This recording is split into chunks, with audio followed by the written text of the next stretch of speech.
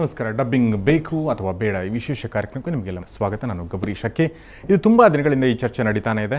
ಕನ್ನಡದ ಹಿತರಕ್ಷಣೆ ವಿಚಾರ ಬಂದಾಗ ಅಥವಾ ಕನ್ನಡ ನಿರ್ಮಾಪಕ ಸೋಲ್ತಾ ಇದ್ದಾನೆ, ಚಿತ್ರಗಳು ಸೋಲ್ತಾ ಇವೆ ಅಂದಾಗ ಪದೇ ಪದೇ ಈ ವಿಚಾರ ಪ್ರಸ್ತಾಪ ಆಗ್ತಾನೆ ಇರುತ್ತೆ. ಈಗ ಮತ್ತೊಂದು ಸಲ ಆ ಥರದ ಪ್ರಸ್ತಾಪ ಬಂದಿದೆ. ಡಬ್ಬಿಂಗ್ ಬೇಕು, ಎಲ್ಲ ಭಾಷೆಯಲ್ಲಿರುವಾಗ ನಮಗೆ ಯಾಕೆ ಬೇಡ ಅನ್ನೋ ಒಂದು ವಾದ ಕೇಳಿ ಬರ್ತಾ ಇದೆ. ಇದು ಎಷ್ಟರ ಮಟ್ಟಿಗೆ ಸಾಧಕ ಕನ್ನಡ ಇಂಡಸ್ಟ್ರಿಗೆ, ಎಷ್ಟು ಮಟ್ಟಿಗೆ ಬಾಧಕ, ಎಷ್ಟು ಮಟ್ಟಿಗೆ ಮಾರಕ, ಈ ಎಲ್ಲ ವಿಚಾರಗಳ ಕುರಿತ ವಿಶೇಷ ಕಾರ್ಯಕ್ರಮವೇ ಡಬ್ಬಿಂಗ್ ಬೇಕು ಬೇಡ.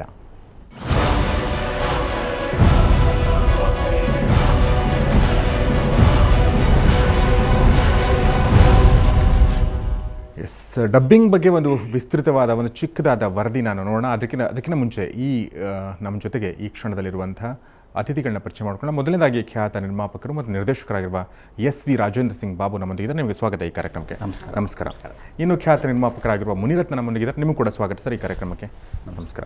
ಇನ್ನೊಬ್ಬ ಖ್ಯಾತ ನಿರ್ಮಾಪಕ ಸೂರಪ್ಪ ಬಾಬು ನಮ್ಮೊಂದಿಗಿದ್ದಾರೆ. ನಿಮಗೂ ಕೂಡ ಸ್ವಾಗತ ಸರ್ ಈ ಕಾರ್ಯಕ್ರಮಕ್ಕೆ. ನಮಸ್ಕಾರ. ಇನ್ನು ಖ್ಯಾತ ನಿರ್ದೇಶಕರು ಮತ್ತು ನಿರ್ಮಾಪಕರು ಆಗಿರುವ B ಸುರೇಶ್ ನಮ್ಮೊಂದಿಗಿದ್ದಾರೆ. ನಿಮಗೆ ಸ್ವಾಗತ ಈ ಕಾರ್ಯಕ್ರಮಕ್ಕೆ. ನಮಸ್ಕಾರ. ಇನ್ನು ಡಬ್ಬಿಂಗ್ ಪರಿಶೀಲನಾ ಸಮಿತಿಯ ಸದಸ್ಯರಾಗಿರುವ ಅಧ್ಯಕ್ಷರಾಗಿರುವಂಥ ಸುರೇಶ್ ನಮ್ಮೊಂದಿಗಿದ್ದಾರೆ. ನಿಮಗೆ ಸ್ವಾಗತ ಈ ಕಾರ್ಯಕ್ರಮಕ್ಕೆ ಸರ್. ನಮಸ್ಕಾರ. ಮೊದಲನೇದಾಗಿ ನಾನು ಬಾಬು ಅವ್ರ ಜೊತೆಗೆ ಮಾತಾಡ್ತೀನಿ. ಸೊ ಬಾಬು, ಮೊದಲನೇ ಪ್ರಶ್ನೆ ನಿಮಗೆ. ಸೊ ಡಬ್ಬಿಂಗ್ ಬೇಕು ಅಂತೀರಾ ಬೇಡ ಅಂತೀರಾ ನೀವು? ಅಲ್ಲ, ಈಗ ಪರಿಸ್ಥಿತಿ ಇವತ್ತಿಗೆ ಬೇರೆ ಲ್ಯಾಂಗ್ವೇಜ್ಗಳು ನೋಡಿದಾಗ, ಈಗ ತಮಿಳು ಆಗಲಿ, ತೆಲುಗು ಆಗಲಿ, ಹಿಂದಿ ಆಗಲಿ, ಅವೆಲ್ಲ ಬೆಳೀತಾನೇ ಇದೆ ಡಬ್ಬಿಂಗ್ ಇಟ್ಕೊಂಡು. ಈಗ ನಮ್ಮಲ್ಲಿ ಒಂದು ಪ್ರಶ್ನೆ ಬರೋದು, ನಾವು ಡಬ್ಬಿಂಗ್ ಬೇಡ ಅಂತ ನಾವು ಯಾಕೆ ಬೆಳೀತಾ ಇಲ್ಲ ಅಂತ. ನಮ್ಮಲ್ಲಿರೋಷ್ಟು ಫ್ಲಾಪ್ಗಳು ಎಲ್ಲೂ ಇಲ್ವಲ್ಲ. The worst possible industry in the Indian film industry is the Kannada film industry. ಇವತ್ತು ಪಿಕ್ಚರ್ಗಳೇ ಹೋಗಲ್ಲ ಇಲ್ಲಿ. ಯಾತಕ್ಕೆ ಹೋಗ್ತಾ ಇಲ್ಲ ಅದನ್ನು ವಿಶ್ಲೇಷಣೆ ಮಾಡಬೇಕಾಗಿದೆ. ಈಗ ಡಬ್ಬಿಂಗ್ ಇರೋದ್ರಿಂದ ಹೋಗ್ತಾ ಇಲ್ವಾ, ಇಲ್ಲದೇ ಇರೋದ್ರಿಂದ ಹೋಗ್ತಾ ಇಲ್ವಾ? ಅದೇ ತಮಿಳ್ನಾಡಿನಲ್ಲಿ, ತೆಲುಗುನಲ್ಲಿ, ಹಿಂದಿನಲ್ಲಿ, ಈಗ ಅವತಾರ ಅಂತ ಫಿಲಮು ತಮಿಳು, ತೆಲುಗು, ಹಿಂದಿಗೆ ಡಬ್ಬಾಗಿ ಬರುತ್ತೆ. ಈಗ ಅದೊಂದು ಅವೆನ್ಯೂ ಆಗಬಾರ್ದ ಮಾರ್ಕೆಟ್ಗೆ? ಮಾರ್ಕೆಟ್ ಬೆಳಿಬೇಕಾದ್ರೆ ಎರಡು ಥರ. ಒಂದು, ಕನ್ನಡ ಭಾಷೆ ಬೆಳಿಬೇಕು, ಪ್ರತಿಯೊಂದು ಥಿಯೇಟ್ರಲ್ಲೂ ಕನ್ನಡನೇ ಕೇಳಿಸ್ಬೇಕಾ? ಈ ಬೇರೆ ಭಾಷೆಗಳು ಬಂದು ನಮ್ಮ ಕನ್ನಡನ ಕುಗ್ಗಿಸ್ತಾ ಇದೆಯಾ? ನಮ್ಮ ಭಾಷೆ ಬೆಳೀತಾ ಇಲ್ವಾ? ಒಂದು. ಇನ್ನೊಂದು ಪ್ಯಾರಲಲ್ ಇಂಡಸ್ಟ್ರಿ ಆಗಿ ಇದೊಂದು 1000 ಕೋಟಿ ರೂಪಾಯಿನ ಇಂಡಸ್ಟ್ರಿ. ಬೇಕಾದ್ರೆ ನಿಮಗೆ ಪ್ರೈಸ್ ವಾಟರ್ ಕೂಪರ್ಸ್ನವರು ಒಂದು ತಂದಿದ್ದಾರೆ. ಹೇಗೆ ಹಾಲಿವುಡ್ ಫಿಲಮ್ಸ್ ಎಲ್ಲ ಡಬ್ ಮಾಡಿ, ರೀಜನಲ್ ಫಿಲಮ್ಸ್ನಲ್ಲಿ ಇದು ಮಾಡಿ ಹೇಗೆ ಒಂದು ಇದಾಗ್ತಿದೆ. ಇನ್ನೊಂದು, studio, editors, music directors, lyrics writers, dialogue writers, ಒಂದು ಸೆಕ್ಷನ್ ಆಫ್ ದಿ ಇಂಡಸ್ಟ್ರಿಗೆ ಎಂಪ್ಲಾಯ್ಮೆಂಟ್ ಕೊಡ್ತಾ ಇದು ಡಬ್ಬಿಂಗ್ ಆರ್ಟಿಸ್ಟು. ಈಗ ಶಾರುಖ್ ಖಾನ್ ಅಂತವರು ವಾಲ್ಟ್ ಡಿಸ್ನಿ ಪಿಕ್ಚರ್ಗೆ ಡಬ್ ಮಾಡ್ತಾರೆ. ನಾಳೆ ನಮ್ಮ ಆರ್ಟಿಸ್ಟ್ಗಳು ನಾಳೆ ಡಬ್ ಮಾಡ್ಬೋದು. ಸೊ ಈ ಥರ ಅವೆನ್ಯೂಸ್ ಎಲ್ಲ ಬೇಕಾದಷ್ಟು ಇದೆ. ಎಸ್ ಸರ್, ನನ್ನ ಜೊತೆ ಮಾತಾಡ್ತೀನಿ. ಅದಕ್ಕಿಂತ ಮುಂಚೆ ಸುರೇಶ್, ನಿಮಗೊಂದು ಚಿಕ್ಕದಾಗಿ ಕೇಳಿಬಿಡ್ತೀನಿ. ಸೊ ಡಬ್ಬಿಂಗ್ ಪರಿಶೀಲನಾ ಸಮಿತಿ ಅಧ್ಯಕ್ಷರಾಗಿರೋದ್ರಿಂದ ಚೇಂಬರ್ ಪರವಾಗಿ ನೀವು ಬಂದಿದ್ದೀರಿ ಅಂತ ಅನ್ಕೋತೀನಿ. ಓಕೆ, ತಾವೇನು ಹೇಳ್ತೀರಿ ಇದ್ರ ಬಗ್ಗೆ? ಚೇಂಬರ್ನಲ್ಲಿ ಒಂದು ಡಬ್ಬಿಂಗ್ ಪರಿಶೀಲನಾ ಸಮಿತಿ ಅಂತ ಮಾಡಿದ ಉದ್ದೇಶನೇ ಟು ಪ್ರೊಟೆಕ್ಟ್ ಅವರ್ ಪ್ರೊಡ್ಯೂಸರ್ಸ್ ಅಂತ ಹೇಳಿ. ಯಾಕಂದರೆ ಇತ್ತೀಚಿನ ದಿನಗಳಲ್ಲಿ ತುಂಬ ಡಬ್ಬಿಂಗ್ ಸಿನಿಮಾಗಳು ಬರ್ತಾ ಇದ್ದಾವೆ. ಅದನ್ನು ನಾವು ಹೇಗೆ ತಡೆ ಹಿಡಿಬೇಕು ಅನ್ನೋದೊಂದು ಪ್ರಶ್ನೆ ಬಂದಾಗ ನಮ್ಮ ಎಕ್ಸಿಕ್ಯೂಟಿವ್ ಕಮಿಟಿನಲ್ಲಿ ಅದಕ್ಕೊಂದು ಸಮಿತಿ ಅಂತ ಮಾಡಿದ್ರು. ಸುಖ ಸುಮ್ಮನೆ ಎಲ್ಲರ ಮೇಲೂ ಗೂಬೆ ಕೂರಿಸೋದ್ರ ಬದಲು ಈಗ ಕೆಲವು ಸುಳ್ಳು ಆರೋಪಗಳು ಬರುತ್ತೆ. ಡಬ್ಬಿಂಗ್ ಸಿನಿಮಾ ಇದು ಅಂತ ಬರುತ್ತೆ. ಆ ಡಬ್ಬಿಂಗ್ ಸಿನಿಮಾ ಅಂತ ಸುಳ್ಳು ಆರೋಪ ಬಂದಾಗ ನಾವು ಏಕಾಕಿ ಅದು ಡಬ್ಬಿಂಗ್ ಸಿನಿಮಾ ಅಂತ ಕನ್ಸಿಡರ್ ಮಾಡಿ ಅದನ್ನು ತಡೆ ಹಿಡಿಯೋದಕ್ಕಾಗಲ್ಲ. ಸೊ ಹಾಗಾಗಿ ನಿಜವೋ ಸುಳ್ಳು ಅನ್ನೋದು ಪತ್ತೆ ಹಚ್ಚೋಕ್ಕೋಸ್ಕರ ಒಂದು ಕಮಿಟಿ ಮಾಡಿ. ಅಂದರೆ ಚೇಂಬರ್ ಡಬ್ಬಿಂಗ್ ವಿರೋಧಿ ಆಗಿದೆ? ಖಂಡಿತ ಡಬ್ಬಿಂಗ್ ವಿರೋಧಿ ಆಗಿದೆ. ಸೊ ಮುನಿರತ್ನ, ನೀವು ಹೇಳಿ, ಡಬ್ಬಿಂಗ್ ಬೇಕು ಅಂತ ನೀವು ಅಂತೀರ ಅಂತ ಅನ್ಕೋತೀನಿ. ಒಂದು ಮೇಜರ್ ಕಾರಣ ಹೇಳಿ ನನಗೆ. ಸರ್, ಡಬ್ಬಿಂಗು ಬೇಡ ಅಂತ ಯಾವಾಗ ಹೇಳಿದ್ರೋ ನಮಗೆ ಗೊತ್ತಿಲ್ಲ. ಯಾವಾಗ 64ರಲ್ಲಿ ನೀವು ಹೇಳಿದ್ದಾರೆ. ಆವತ್ತಿನ ಪರಿಸ್ಥಿತಿ ಹೆಂಗಿತ್ತು ಅಂತ ನಾವು ಕಣ್ಣಿಂದ ನೋಡಿಲ್ಲ. ಆವತ್ತಿನ ವಿಷಯ ನಾನು ತಿಳ್ಕೊಂಡಿರೋದ್ರ ಪ್ರಕಾರ, ಡಬ್ಬಿಂಗ್ ಚಿತ್ರಗಳು ಬಂದರೆ ನಮ್ಮ ಭಾಷೆ ಬೆಳೆಯಲ್ಲ, ನಮ್ಮ ಇಂಡಸ್ಟ್ರಿ ಉದ್ಧಾರ ಆಗಲ್ಲ ಅನ್ನೋ ಒಂದು ಆಲೋಚನೆಯಿಂದ ಮಾಡೋದು. ಅದಾದಮೇಲೆ ಕನ್ನಡನ ಬೆಳೆಸೋವಂಥ ಪ್ರಯತ್ನ ನಡಿಬೇಕಾಯಿತು. ಇವತ್ತು 40-50 ವರ್ಷ ಆಗಿದೆ. ಒಂದು ವರ್ಷಕ್ಕೆ 1 ಕಿಲೋಮೀಟ್ರ್ ಕನ್ನಡ ಬೆಳೆಸಿದರೆ ದೇವನಹಳ್ಳಿನಲ್ಲಿ 30 ಕಿಲೋಮೀಟ್ರಲ್ಲಿ ಕನ್ನಡ ಸಿನಿಮಾ ರಿಲೀಸ್ ಆಗಬೇಕಾಯಿತು. ಇವತ್ತು ದೇವನಹಳ್ಳಿನಲ್ಲಿ ಕನ್ನಡ ಸಿನಿಮಾ ರಿಲೀಸ್ ಆಗಲ್ಲ, ಬರೀ 30 ಕಿಲೋಮೀಟ್ರು. ಅಂದರೆ 60 ವರ್ಷದಿಂದ ನಾವು ಮಾಡಿರೋ ಸಾಧನೆ ಏನು? ಡಬ್ಬಿಂಗ್ ನಿಲ್ಲಿಸಿದ್ದು ಯಾಕೆ? ಬೆಳೆಸಲಿಲ್ಲ. ಇವತ್ತು ಆರ್ಟಿಸ್ಟ್ ರೆಮ್ಯುನರೇಷನ್ ತೊಗೊಳ್ಳಿ. ಯೋಗ ಎಲ್ರಿಗೂ ಇರಲ್ಲ, ಯಾರೋ ಕೆಲವ್ರಿಗೆ ಬರುತ್ತೆ. ಒಂದು 500 ರೂಪಾಯಿಗೆ ಡೈಲಿ ಹೋಗಿ ಕೆಲಸ ಮಾಡ್ತಾ ಇರೋವಂಥ ಒಂದು ವ್ಯಕ್ತಿ ಏಕ್ದಮ್ ಒಂದು ಹೀರೋ ಅನ್ನಿಸ್ಕೊಂಡಾಗ ನನಗೆ 2 ಕೋಟಿ ಕೊಡ್ರಿ ಅಂತಾನೆ. ಮಾತಾಡೋಣ ಬಾಪ್ಪ ಅಂದರೆ ಲೀಲಾ ಪ್ಯಾರಡೈಸಿಗೆ ಬಾ ಅಂತಾನೆ. 7 ಸ್ಟಾರ್ ಹೋಟ್ಲಿಗೆ ಕರೀತಾರೆ. ಅರೆ ನಾವು ಒಂದು ವರ್ಷದಿಂದ ನಾವು ಹೆಂಗಿದ್ವಿ, ನಾವೊಂದು ದಿನಕ್ಕೆ 500 ರೂಪಾಯಿ ತೊಗೊತಾ ಇದ್ವಿ. ಅಟ್ಲೀಸ್ಟ್ ದೇವರು ಒಂದು ಇಂಡಸ್ಟ್ರಿ ಬೆಳೆಯೋಕ್ಕೋಸ್ಕರ ನಾನು ಒಂದು 20 ಲಕ್ಷ ಕೇಳೋಣ, 25 ಲಕ್ಷ ಕೇಳೋಣ. ಅದಿಲ್ಲ. 2 ಶೋ ಫುಲ್ ಆಗಲ್ಲ, 2 ಕೋಟಿ ಕೇಳ್ತಾರೆ. ಓಕೆ, ಸ್ಟಾರ್ಗಳು ತುಂಬ ರೇಟ್ ತಗೋತಾರೆ. ಹೌದು. ಓಕೆ, ಅದರಿಂದ ಡಬ್ಬಿಂಗ್ ಬಂದರೆ ಅದೆಲ್ಲ ಕಡಿಮೆ ಆಗುತ್ತೆ ಅಂತ. ಸರ್ ಡಬ್ಬಿಂಗು ಏನು, ಇವತ್ತೊಂದು ಕಥೆನ ತರ್ತೀವಿ, ಅದೇ ಹೀರೋಯಿನ್ ತರ್ತೀವಿ, ಅದರಲ್ಲಿರೋಂಥ ಕಾಮಿಡಿ ಆರ್ಟಿಸ್ಟ್ಗಳನ್ನೇ ತರ್ತೀವಿ. ಅರೆ ನೀವು ಏಕಾಏಕಿ ಡೈರೆಕ್ಟ್ ಡಬ್ಬಿಂಗ್ ಬಿಡ್ರಿ ಸರ್. ಈಗ ನಾನು ಹೀರೋ, ನಾನು ಕುಂತ್ಕೊಂಡು ಪರೀಕ್ಷೆ ಬರೆದ್ರೆ, ಈಗ ನಾವೊಂದು IAS ಅಂತೀವಿ, ಒಂದು IPS ಅಂತೀವಿ. ಇಡೀ ದೇಶ ಎಲ್ಲ ಎಕ್ಸಾಮ್ ಬರೆದ್ರೆ ಮಾತ್ರ ಅದರಲ್ಲಿ ಮಾರ್ಕ್ಸ್ ಬಂದವನಿಗೆ ಇವನು IAS ಅಂತೀವಿ, ಹೈಯೆಸ್ಟ್ ಮಾರ್ಕ್ಸ್ ಬಂದವನು ನೀನು ಪಾಸ್ ಆದ ಅಂತೀವಿ. ನೀವು ಯಾರನ್ನೂ ಒಳಗಡೆನೆ ಬಿಡದೆ ನಾನೇ ಪಾಸ್ ಆಗ್ಬಿಟ್ಟಿದ್ದೀನಿ ಅಂದ್ಕೊಂಡ್ರೆ ಓಕೆ, ಎಲ್ಲ ಕಾಂಪಿಟೇಷನ್ ಇನ್ನೂ ಹೆಚ್ಚಾಗಲಿ ಅಂತ ಹೇಳ್ತಾರೆ. ಸುರೇಶ್, ತಾವೇನು ಹೇಳ್ತೀರಿ ಇದಕ್ಕೆ ಡಬ್ಬಿಂಗ್? ತುಂಬ ಸರಳವಾಗಿ ಹೇಳಬೇಕು ಅಂತಂದರೆ, ಡಬ್ಬಿಂಗ್ ಸಂಸ್ಕೃತಿಯನ್ನು ವ್ಯಾಪಾರಿ ದೃಷ್ಟಿಯಿಂದ ನೋಡುವುದು ಬೇರೆ. ವೈಯಕ್ತಿಕವಾಗಿ ನಾನು ಹೇಳೋದು ಅಂತಂದರೆ, ಭಾಷೆಯ ಬೇರಿಗೆ ಕೊಡ್ಲಿ ಏಟು ಹಾಕುವಂತಹ ಒಂದು ಪರಿಸ್ಥಿತಿ ಇದಾಗಬಹುದು ಅಂತ. ಯಾಕೆ ಅಂತ ಹೇಳ್ತೀನಿ. ಡಬ್ಬಿಂಗ್ ಅಂದರೆ ಏನು?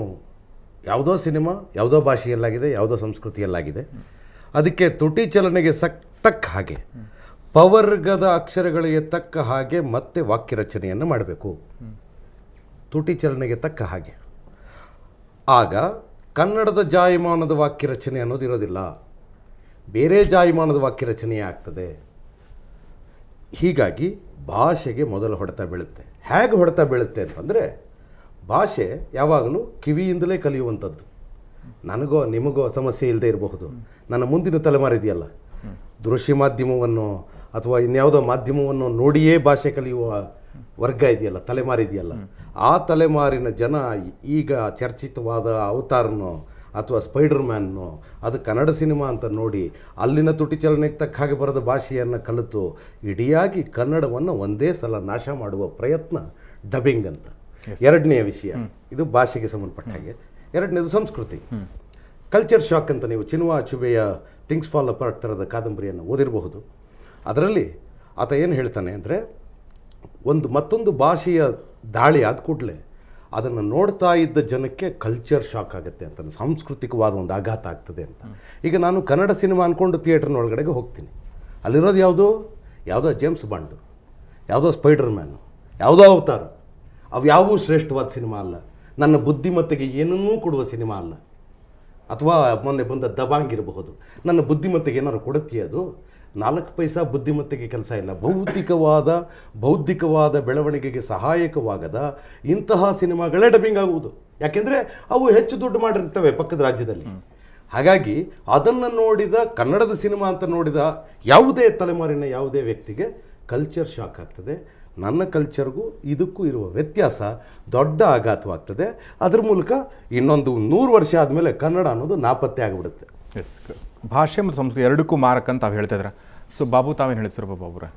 ಸುರೇಶ್ ಅವರು ಹೇಳಿದ್ರು ಭಾಳ ಪ್ರಾಬ್ಲಮ್ ಆಗುತ್ತೆ ಅಂತ. ತಮಿಳ್ನಾಡಲ್ಲಿ ಯಾಕೆ ಪ್ರಾಬ್ಲಮ್ ಆಗ್ತಾಯಿಲ್ಲ? ಅಲ್ಲಿ ಇವತ್ತಿಗೂ ನೇಟಿವಿಟಿ ಸಿನಿಮಾನೇ ಮಾಡ್ತಾಯಿದ್ದಾರೆ. ಇದರ ಮಧ್ಯೆ ಡಬ್ಬಿಂಗ್ ಆಗಿರೋ ಸಿನಿಮಾಗಳನ್ನು ಪೂರ್ವಕವಾಗಿ ಹೋಗ್ತಾ ಇದೆ. ಬೇಕಾದ ಇವತ್ತು ಲ್ಯಾಂಗ್ವೇಜ್ ಅಲ್ಲಿ ಬೆಳೆಯೋದಕ್ಕೆ, ಆಂಧ್ರದಲ್ಲಿ ಲ್ಯಾಂಗ್ವೇಜ್ ಬೆಳೆಯೋದಕ್ಕೆ ಈ 40 ವರ್ಷದಲ್ಲಿ ನಮ್ಮ ಒಂದು ಇದೇನು, ಅವತ್ತು ಡಬ್ಬಿಂಗ್ ಬೇಡ ಅಂತಂದ್ರೆ ಕರೆಕ್ಟ್ ಒಪ್ಕೋತೀನಿ. ಅವತ್ತು ಇದ್ದಿದ್ದ ಪರಿಸ್ಥಿತಿಗೆ ಹೇಳಿದ್ರು. ಇವತ್ತು ನಾವೇನು ಭಾಷೆನ ಬೆಳೆಸಿದ್ದೀವ, ಭಾಷೆ ಬೆಳೆದ್ರೆ ತಾನೇ ನಮ್ಮ ಸೃಜನಶೀಲತೆ. ಇವತ್ತು ಮಲ್ಟಿಪ್ಲೆಕ್ಸಲ್ಲಿ ನೋಡ್ತಾ ಇರತಕ್ಕಂಥ ಸಿನಿಮಾದಲ್ಲಿ ಬರ್ತಾ ಇರತಕ್ಕಂಥ ಜನ ಅವ್ರ ಮನೆಯಲ್ಲ ಅವ್ರ ಮಕ್ಕಳನ್ನ ಕನ್ನಡ ಸ್ಕೂಲ್ ಕಳಿಸಿದಾರ? ಯಾರನ್ನ ಕಳಿಸಿದಾರ? ಇವತ್ತು ನ್ಯಾಷನಲ್ ಅವಾರ್ಡ್ ತಗೊಂತ ಇರೋ ಡೈರೆಕ್ಟ್ರುಗಳು ಅವ್ರು ಯಾರಾದರೂ ಅವ್ರ ಮನೆಯಲ್ಲಿ ಅವ್ರ ಮಕ್ಕಳಿಗೆ ಏನಾದರೂ ಕಳಿಸ್ಕೊಟ್ಟಿದ್ದಾರೆ? ಕನ್ನಡ ಸ್ಕೂಲಿಗೆ ಕಳಿಸಿದಾರ? ಕನ್ನಡನೇ ನಾವು ಬೆಳೆಸಿಲ್ಲ. ಕನ್ನಡ ಇವತ್ತು ದೇವನಹಳ್ಳಿನಲ್ಲಿ ಮಗಧೀರ ಅನ್ನೋ ಸಿನಿಮಾನ ತೊಗೊಂಡೋಗಿ ಕನ್ನಡ ಡಬ್ ಮಾಡಿ ಹಾಕಿದ್ರೆ ಅಟ್ಲೀಸ್ಟ್ ಅವನು ಕನ್ನಡ ಭಾಷೆಯನ್ನು ಮರ್ತೋಗ್ಬಿಡ್ತಾರೆ. ಇನ್ನೂ 10 ರಿಂದ 20 ವರ್ಷದಲ್ಲಿ ಕನ್ನಡ ಭಾಷೆನ ಖಂಡಿತ ಕೆಲವೇ ಮಂದಿಗಳು ಮಾತ್ರ ಇದನ್ನು ಇಟ್ಕೊಂಡು ಮಾಡಬಾರ್ದು. ನಾನು ಪರ ವಿರೋಧ ಮಾತಾಡ್ತಾ ಇಲ್ಲ, ಮಾಡಬಾರ್ದು ಅಂತ ಯಾಕೆ ಹೇಳ್ತಾ ಇದ್ದೀರಾ? ಕನ್ನಡ ಭಾಷೆ ಬೆಳೆಸಿ ನೀವು ಫಸ್ಟ್ ಭಾಷೆ ಬೆಳೆಸಿ. ಬಾಬು ಅವರ ಮಾತಿನಲ್ಲಿ ತಾರ್ಕಿಕವಾದ ಅಂತ್ಯ ಇಲ್ಲ, ಹಾಗಾಗಿ ನಾನು ಮಾತಾಡ್ತೇನೆ. ನಾನು ತಮಿಳುನಾಡಿನ ಬಹುತೇಕ ನಿರ್ದೇಶಕರ ಜೊತೆಗೆ ಸ್ವತಃ ಮಾತಾಡಿದ್ದೇನೆ. ಪ್ರಕಾಶ್ ರೈ ತಮಿಳುನಾಡಿನ ದೊಡ್ಡ ನಟ, ಆತ ಅಂತೂ ದಿನಕ್ಕೊಮ್ಮೆ ನನ್ನ ಜೊತೆಗೆ ಮಾತಾಡ್ತಾನೆ. ಸುಬ್ರಹ್ಮಣ್ಯಪುರ ಅಥವಾ ಮೈನಾ ಈ ಥರದ ಚಿತ್ರಗಳನ್ನು ನಿರ್ದೇಶನ ಮಾಡಿದ ಅಥವಾ ಧರಣಿ ಥರದ ಧೂಳು ಥರದ ಚಿತ್ರ ನಿರ್ದೇಶನ ಮಾಡಿದವರು ನನ್ನ ಜೊತೆಗೆ ವಾರಕ್ಕೊಮ್ಮೆ ಮಾತಾಡ್ತಾರೆ. ಇವರೆಲ್ಲರೂ ಕರ್ನಾಟಕವನ್ನು ಅತ್ಯಂತ ಗೌರವದಿಂದ ನೋಡ್ತಾ ಇದ್ದಾರೆ. ಯಾಕೆಂದರೆ ಇಲ್ಲಿ ಡಬ್ಬಿಂಗ್ ಸಂಸ್ಕೃತಿ ಇಲ್ಲ, ಅಲ್ಲೇನಾಗಿದೆ ಅನ್ನೋದು ಪ್ರಶ್ನೆ, ಅಲ್ಲಿ ಯಾಕೇನೂ ಆಗಿಲ್ಲ ಅಂತ ಕೇಳ್ತಿದ್ದಾರೆ. ಈ ಡಬ್ಬಿಂಗ್ ಸಂಸ್ಕೃತಿಯ ಒತ್ತಾಯದಿಂದಾಗಿ ಅವರು ಮತ್ತೆ ಮತ್ತೆ ತಮ್ಮ ಕಲ್ಚರ್ಗೆ ಮತ್ತೆ ಹೋಗಬೇಕಾದ ಒತ್ತಡವನ್ನು ಆ ನಿರ್ದೇಶಕರು ಸೃಷ್ಟಿಸ್ಕೊಂಡಿದ್ದಾರೆ. ಹಾಗಾಗಿ ಮೈನಾ ಥರದ ಚಿತ್ರ ಬರುತ್ತೆ, ಸುಬ್ರಹ್ಮಣ್ಯಪುರದ ಥರದ ಚಿತ್ರ ಬರುತ್ತೆ, ಕಾದಲ್ ಥರದ ಚಿತ್ರ ಬರುತ್ತೆ, ನಾಡೋಡಿಗಳು ಬಿಟ್ಬಿಡಿ, ಅದನ್ನು ನಾನು ಸಿನಿಮಾ ಅಂತಲೇ ಕರೆಯೋದಿಲ್ಲ. ಓಕೆ, ಅದಾದ ನಂತರ ಅದು ದುಡ್ಡಾಗಿದೆ ಅನ್ನೋದು ಬೇರೆ ಪ್ರಶ್ನೆ. ಯಾವುದು ಸಿನಿಮಾ ಅನ್ನೋದು, ಸಿನಿಮಾ ಭಾಷೆಗೆ ಎಷ್ಟು ಉಪಯುಕ್ತವಾಗಿದೆ ಅನ್ನೋದು ಪ್ರಶ್ನೆ, ಸಿನಿಮಾ ಅನ್ನೋದೊಂದು ಕಲೆ ಅನ್ನೋದೊಂದು ಪ್ರಶ್ನೆ. ಎಲ್ಲನೂ ಸಿನಿಮಾ ಆಗಿಬಿಡೋದಿಲ್ಲ. ಕ್ಯಾಮ್ರಾದಲ್ಲಿ ತೆಗೆದಿದ್ದೆಲ್ಲ ಸಿನಿಮಾ ಆಗೋದಿದ್ರೆ ಮಾಡಿದ್ದೆಲ್ಲ ಸಿನಿಮಾ ಆಗಬೇಕಾಗಿತ್ತು. ಶಕಿಲ ಸಿನಿಮಾನೂ ನಾನು ಸಿನಿಮಾ ಅನ್ಬೇಕಾಗಿತ್ತು ಅಲ್ವೇ? ಇದು ಒಂದು ವಿಷಯ. ಎರಡನೇ ವಿಷಯ ಏನಾಗ್ತದೆ ಅಂತಂದರೆ, ನಮ್ಮಲ್ಲಿ ತಯಾರಾಗ್ತಿರುವ ಸಿನಿಮಾಗಳಿಗೆ ನಮ್ಮ ಕಲ್ಚರಲ್ ಐಡೆಂಟಿಟಿಯನ್ನು ಉಳಿಸಿಕೊಳ್ಳುವ ಪ್ರಯತ್ನವೇ ಇಲ್ಲ. ಇಲ್ಲಿ ತಯಾರಾಗ್ತಿರುವ ಸಿನಿಮಾಗೆ ನೀವು ಹಿಂದಿ ಭಾಷೆಯನ್ನು ತೊಡಸಿದ್ರು ಏನು ತೊಂದರೆ ಆಗಲ್ಲ, ತೆಲುಗನ್ನು ತೊಡಸಿದ್ರು ತೊಂದರೆ ಇಲ್ಲ. ನಮಗೆ ನಮ್ಮ ಅಸ್ಮಿತೆಯ ಬಗ್ಗೆ ಗೌರವ ಇಲ್ಲ. ನಾನು ಕನ್ನಡಿಗ ಅನ್ನುವ ಗೌರವ ಎಲ್ಲ ಪ್ರತಿ ತಯಾರಕನಿಗೂ ಇರಬೇಕು. ನನ್ನ ಕಲ್ಚರಿನ ಗುಣವನ್ನು ನನ್ನ ಕಥೆಯೊಳಗೆ ಇಡಬೇಕು. ಆ ಕಥೆಯ ಈ ಕಲ್ಚರಿನ ಗುಣ ಇಟ್ಟು ಮಾಡಿದ ಯಾವ ಸಿನಿಮಾ ಕೂಡ ಇದುವರೆಗೆ ನಷ್ಟ ಅನುಭವಿಸಿಲ್ಲ. ಇದು ಸತ್ಯ. ನನ್ನ ಗೆಳೆಯರು ಮತ್ತು ಹಿರಿಯರು, ನನ್ನ ಫ್ಯಾಮಿಲಿ ಫ್ರೆಂಡ್ ಆದ ರಾಜೇಂದ್ರ ಸಿಂಗ್ ಬಾಬು ಅವರು ಮಾಡಿದ ಬಂಧನನ ಯಾಕೆ ಕೋಟಿ ಜನ ನೋಡಿದ್ರು? ಅಥವಾ ಅವರೇ ಮಾಡಿದ ಇನ್ನೂ ಅನೇಕ ಸಿನಿಮಾಗಳು, ಒಂದ ಅವರು ಮಾಡಿದ್ರು. ನಾಗರಹೊಳೆ ನಾನೇ 8 ಸಲ ನೋಡಿದ್ದೀನಿ. ಯಾಕೆ ಅದರಲ್ಲಿದ್ದ ಕಲ್ಚರ್ ನನಗೆ ಅಷ್ಟು ಪ್ರೀತಿ ಆಯಿತು? ಇವತ್ತು ನಾಗರಹೊಳೆ ಮಾಡಿದ್ರೆ ವರ್ಕ್ ಆಗುತ್ತಾ ಇಲ್ವಾ ಅನ್ನೋ ಪ್ರಶ್ನೆ ಬೇರೆ ಇರಬಹುದು. ಇವತ್ತಿನ ತಲೆಮಾರಿಗೆ ಬೇಕಾದ ವಿವರವನ್ನು ನಾನು ಕಲ್ಚರ್ ಮೂಲಕ ಹೇಳೋಕ್ಕೆ ಸಾಧ್ಯ ಆಗೋದಾದರೆ ಮಾತ್ರ ಕನ್ನಡದ ಜನ ನೋಡ್ತಾರೆ. ಇಲ್ಲದಿದ್ರೆ ಅದು ಕನ್ನಡದ ಸಿನಿಮಾ ಅಂತಲೇ ಅನ್ನಿಸ್ಕೊಳ್ಳೋದಿಲ್ಲ. ಓಕೆ, ಮುನಿರತ್ನವರೇ. ಸರ್, ಇವತ್ತು ಈ ಡಬ್ಬಿಂಗ್ ಅನ್ನೋದು ಇಲ್ಲದೆ ಇರೋದ್ರಿಂದ ಅಲ್ಲ ಸರ್, ಇನ್ನೊಂದು ನಾನು ನಿಮ್ಗೆ ಪ್ರಶ್ನೆ ಕೇಳ್ತೀನಿ. ನೀವು ಇದಕ್ಕಿಂತ ಮುಂಚೆ ನೀವು ಸ್ಟಾರ್ಗಳ ಬಗ್ಗೆ ಮಾತಾಡಿದ್ರಿ, ರೆಮ್ಯುನರೇಷನ್ ಬಗ್ಗೆ ಮಾತಾಡಿದ್ರಿ ನೀವು. ಸರ್, ಒಬ್ಬ ಸ್ಟಾರ್ ಈಗ 1 ಕೋಟಿನ 2 ಕೋಟಿನ ಕೇಳ್ತಾನೆ ಅಂತ ಹೇಳಿದ್ರಿ. ಯಾವುದೋ ಒಂದು ಪರ್ಟಿಕ್ಯುಲರ್ ಯಾರೇ ಇರ್ಬೋದು ಅವರು.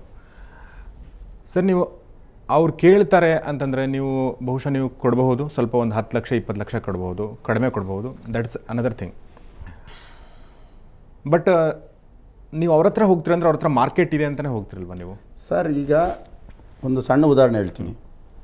ಸಿನಿಮಾ ಬಿಟ್ಟರೆ ಬೇರೆ ಬದುಕು ಗೊತ್ತಿಲ್ಲ, ಅವ್ರಿಗೆ ಬೇರೆ ದಾರಿನೇ ಇಲ್ಲ. ಅಂಥವ್ರು ಇನ್ನೇನು ಮಾಡ್ತಾರೆ? ಹೋಗಲೇಬೇಕು. ಸರ್, ಈಗ ಬೇರೆ ಅದರ್ ಲ್ಯಾಂಗ್ವೇಜಲ್ಲಿ ಒಂದು ಸಿನಿಮಾ ಮಾಡಿದ್ರೆ ಒಂದು 40 ಕೋಟಿ ಬಿಸ್ನೆಸ್ ಆಗುತ್ತೆ ಅಂದರೆ ಅವರ ರೆಮ್ಯುನರೇಷನ್ನು ಒಂದು 15% ಇರುತ್ತೆ. ಅಂದರೆ ಒಂದು 30 ಕೋಟಿ 40 ಕೋಟಿ ಬಿಸ್ನೆಸ್ ಆದರೆ 15% ಅಂದರೆ ಒಂದು 6 ಕೋಟಿ 4 ಕೋಟಿ ತೊಗೊಳ್ತಾರೆ. ನಮ್ಮಲ್ಲಿ 3.25 ಕೋಟಿ ಸಿನಿಮಾಗೆ 1.25 ಕೋಟಿ ಇವರೇ ಕೇಳ್ತಾರೆ. ಎಲ್ಲಿಂದ ಇಂಡಸ್ಟ್ರಿ ಉದ್ಧಾರ ಆಗುತ್ತೆ? ಆಮೇಲೆ ಇವತ್ತು ಒಂದು ರಾಮಾಯಣ ಬಂದಿಲ್ಲ, ಒಂದು ಮಹಾಭಾರತ ತೆಗಿಲಿಲ್ಲ, ಒಂದು ಟಿಪ್ಪು ಮಾಡಿಲ್ಲ. ನಾವಿಲ್ಲಿ ಮಾಡ್ತಾ ಇರೋ ಸಾಧನೆ ಏನು? ನಾವೇನು ಟೈಟಾನಿಕ್ ಮಾಡಿ ಅಂತ ಯಾರನ್ನೂ ಕೇಳ್ತಾ ಇಲ್ಲ. ಈಗ ಸುರೇಶ್ ಅವರು ಹೇಳಿದ್ರು ಕನ್ನಡ ಸಂಸ್ಕೃತಿ ನಶಿಸೋಗುತ್ತೆ ಇದನ್ನು ಮಾಡಿದ್ರೆ. ಕರ್ನಾಟಕದಲ್ಲಿ ಬೆಂಗಳೂರು ನಗರದಲ್ಲಿ ಕನ್ನಡಿಗರ ಸಂಖ್ಯೆ ಎಷ್ಟು? 35ರಿಂದ 40% ಮಾತ್ರ. ಇವತ್ತು ಬೆಂಗಳೂರಲ್ಲಿ HSRL ಕನ್ನಡ ಇಲ್ಲ, BTM ಕನ್ನಡ ಇಲ್ಲ, ಜಯನಗರ ಕನ್ನಡ ಇಲ್ಲ, ಈ ಕಡೆ ಅರ್ಧ ಬೆಂಗಳೂರು ಕನ್ನಡ ಇಲ್ಲ, RT ನಗರ ಇಲ್ಲ. ಇನ್ನು ಉಳಿದಿದ್ದ ಅರ್ಧ ಬೆಂಗಳೂರು ಕನ್ನಡ ಇದೆ. ಎಲ್ಲಿದೆ? KG road, Magadi road, Laggere, Kurubarahalli, Kamakshipalya, Kamalanagar ಇಂಥ ಏರಿಯಾದಲ್ಲಿ ಓಡ್ತಾ ಇದೆ. ನೀವು ಯಾಕೆ PVRL Kannada first day full ಆಗ್ತಾ ಇಲ್ಲ? ಎಲ್ಲಿಂದ ಓಡ್ತಾ ಇದೆ ಕನ್ನಡ? ಅಲ್ಸೂರಲ್ಲಿ ಕನ್ನಡ ಓಡ್ತಾ ಇಲ್ಲ. ಕನ್ನಡ ಬೆಳಿಬೇಕು ಅಂದರೆ ಬೆಳೆಸಿದವ್ರು ಯಾರು? ಡಬ್ಬಿಂಗ್ ಬಂದುಬಿಟ್ರೆ ನಿಮ್ಗೇನಾಗತ್ತೆ? ಅರೆ ನೀವು ಫೈಟ್ ಮಾಡಿರಿ ಅವ್ರ ಜೊತೆ. ಮಗಧೀರ ಅನ್ನೋ ಪಿಕ್ಚರ್ ಡಬ್ಬಿಂಗ್ ಆಗುತ್ತೆ. ಅರೆ ನೀವು ಹಾಕ್ಕೊಂಡು ಮಾಡಿ, ಅದಕ್ಕಿಂತ ಒಳ್ಳೆ ಸಿನಿಮಾ ಮಾಡಿ. ಇವತ್ತೊಂದು ತೆಲುಗು ಇಂಡಸ್ಟ್ರಿನಲ್ಲಿ ಇಡೀ ಇಂಡಿಯಾದಲ್ಲಿರೋ ಎಲ್ಲ ಸಿನಿಮಾಗಳು ಡಬ್ ಆಗುತ್ತೆ. ಒಂದು ತಮಿಳು ಇಂಡಸ್ಟ್ರಿಗೆ ಇಡೀ ಇಂಡಿಯಾದಲ್ಲಿರೋ ಎಲ್ಲ ಸಿನಿಮಾ ಡಬ್ ಆಗುತ್ತೆ. ಯಾಕೆ ಅವ್ರು ಈ ಸಿನಿಮಾ ಬೆಳೀತಾ ಇಲ್ವಾ? 150 ಕೋಟಿ ಬಿಸ್ನೆಸ್ ಮಾಡ್ತಾ ಇಲ್ವಾ? ಪೋಖ್ರಿ ಅನ್ನೋ ಒಂದು ಸಿನಿಮಾ ಒಂದು 60 ಕೋಟಿ ಮಾಡಿಲ್ವಾ? ಇವತ್ತು ತೆಲುಗು ಇಂಡಸ್ಟ್ರಿನಲ್ಲಿ ಒಂದೊಂದು ಸಿನಿಮಾ 30 ಕೋಟಿ 40 ಕೋಟಿ ಬಡ್ಜೆಟ್ಟು. ಒಂದು ತಮಿಳ್ ಸಿನಿಮಾ ಇವತ್ತು 30 ಕೋಟಿ 40 ಕೋಟಿ ಬಡ್ಜೆಟ್ಟು. ನೀವು ಎಲ್ಲರಿಗೂ ಕಾಂಪೌಂಡ್ ಹಾಕ್ಬಿಟ್ಟು ಬೀಗ ನೀವು ಇಟ್ಕೊಂಡ್ಬಿಟ್ಟು ಯಾರನ್ನೂ ಒಳಗೆ ಬರ್ದಂಗೆ ಫೈಟ್ ಮಾಡಿ, ಪರೀಕ್ಷೆ ಬರೀರಿ, ಪಾಸ್ ಆಗಿ. ಸುರೇಶ್ ಅವರೇ, ಒಂದೇ ಒಂದು ಸಣ್ಣ ವಿವರವನ್ನು ನಿಮ್ಗೆ ಹೇಳೋಕ್ಕೆ ಇಷ್ಟಪಡ್ತೀನಿ. ಇದು ಕನ್ನಡ ಬಲ್ಲವ್ರ ವಿಷಯ ಅಷ್ಟೇ ಮಾತಾಡ್ತಿದ್ದೀರಿ, ಇನ್ನು ಬೇರೆ ಕನ್ನಡಿಗರನ್ನು ತಲುಪೋದು ಹೇಗೆ ಅನ್ನೋ ಮಾತಾಡ್ತಿದ್ದೀರಿ. ನಾನೊಂದು ಸಣ್ಣ ಪ್ರಯೋಗ ಮಾಡಿದೆ, ಇದು ದೊಡ್ಡ ಪ್ರಯೋಗ ಅಂತ ನಾನು ಹೇಳಲ್ಲ. ಈಗ ನನ್ನ ಸಿನಿಮಾ ಬಿಡುಗಡೆ ಆಗಿದೆ, ಪುಟ್ಟಕ್ಕನ ಹೈವೇ. ಎಲ್ಲ ಐನಾಕ್ಸ್ಗಳಲ್ಲಿ, ಎಲ್ಲ ಮಲ್ಟಿಪ್ಲೆಕ್ಸ್ಗಳಲ್ಲಿ ಇಂಗ್ಲೀಷ್ ಸಬ್ಟೈಟ್ಲ್ ಇರುವ ಸಿನಿಮಾನ ಬಿಡುಗಡೆ ಮಾಡಿದ್ದೀನಿ. ಎಲ್ಲ ಪರಭಾಷಿಕರು ಅಂತ ನೀವೇನು ಹೇಳ್ತಿದ್ದೀರಿ, ನನ್ನ ಸಿನಿಮಾಗೆ ಈ ಎಲ್ಲ ಮಲ್ಟಿಪ್ಲೆಕ್ಸಲ್ಲಿ ಹೈಯೆಸ್ಟ್ ಕಲೆಕ್ಷನ್ ಇದೆ ಈ ಕಳೆದ 3 ದಿವಸಗಳಿಂದ. ಮೊದಲನೇ ದಿವಸ ನನ್ನ ಸಿನಿಮಾನು ಅವಾರ್ಡ್ ಸಿನಿಮಾ ಅಂದ್ಕೊಂಡು ಬಂದಿರಲಿಲ್ಲ ಜನ. 2ನೇ ದಿವಸದಿಂದ ಈ ಥರ ಜನ ಬರೋದಕ್ಕೆ ಸಣ್ಣ ಪ್ರಯೋಗ ಇದು ಬೃಹತ್ತಾಗಿ ಆಗಬೇಕು. ಅದು ಅವ್ರು ಮಾಡಿದ ಪೃಥ್ವಿಗೂ ಸಬ್ಟೈಟ್ಲ್ ಆಗಬೇಕು, ಬಾಬು ಅವ್ರು ಮಾಡಿದ ಮತ್ತೊಂದು ಸಿನಿಮಾನು ಸಬ್ಟೈಟ್ಲ್ ಆಗಬೇಕು, ನೀವು ಮಾಡೋ ಇನ್ನೊಂದು ಸಿನಿಮಾನು ಸಬ್ಟೈಟ್ಲ್ ಆಗಬೇಕು. ನಾವು ಬದಲಿ ಮಾರ್ಗಗಳನ್ನು ನೋಡ್ಕೋಬೇಕು. ಸಬ್ಟೈಟ್ಲ್ ಯಾಕೆ ಹಾಕಿದ್ರಿ? ಯಾಕೆ ಅಂದರೆ ಪರಭಾಷೆಯ ಎಷ್ಟೋ ಜನಕ್ಕೆ ನಮ್ಮ ಸೊಗಡುಗಳು ಗೊತ್ತಿಲ್ಲ.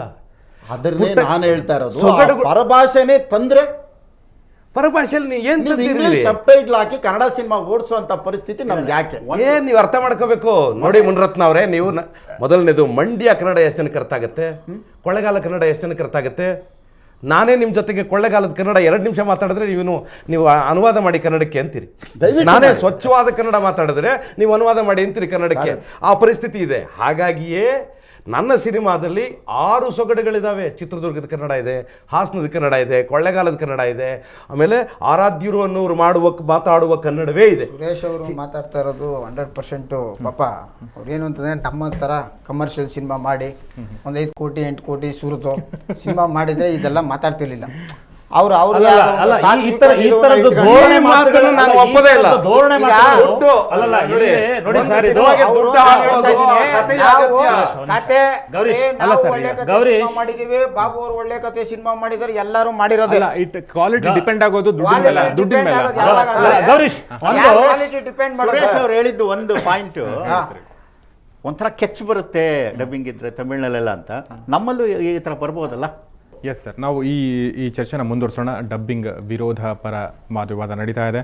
ಒಂದು ಅರಿವು ಮೂಡಿಸುವ ಪ್ರಯತ್ನ ಅಷ್ಟೇ ಇದು. ಯಾವುದು ನಿಲುವು ತೆಗೆದುಕೊಳ್ಬೇಕನ್ನೋ ಪ್ರಯತ್ನ ಖಂಡಿತ ಅಲ್ಲ.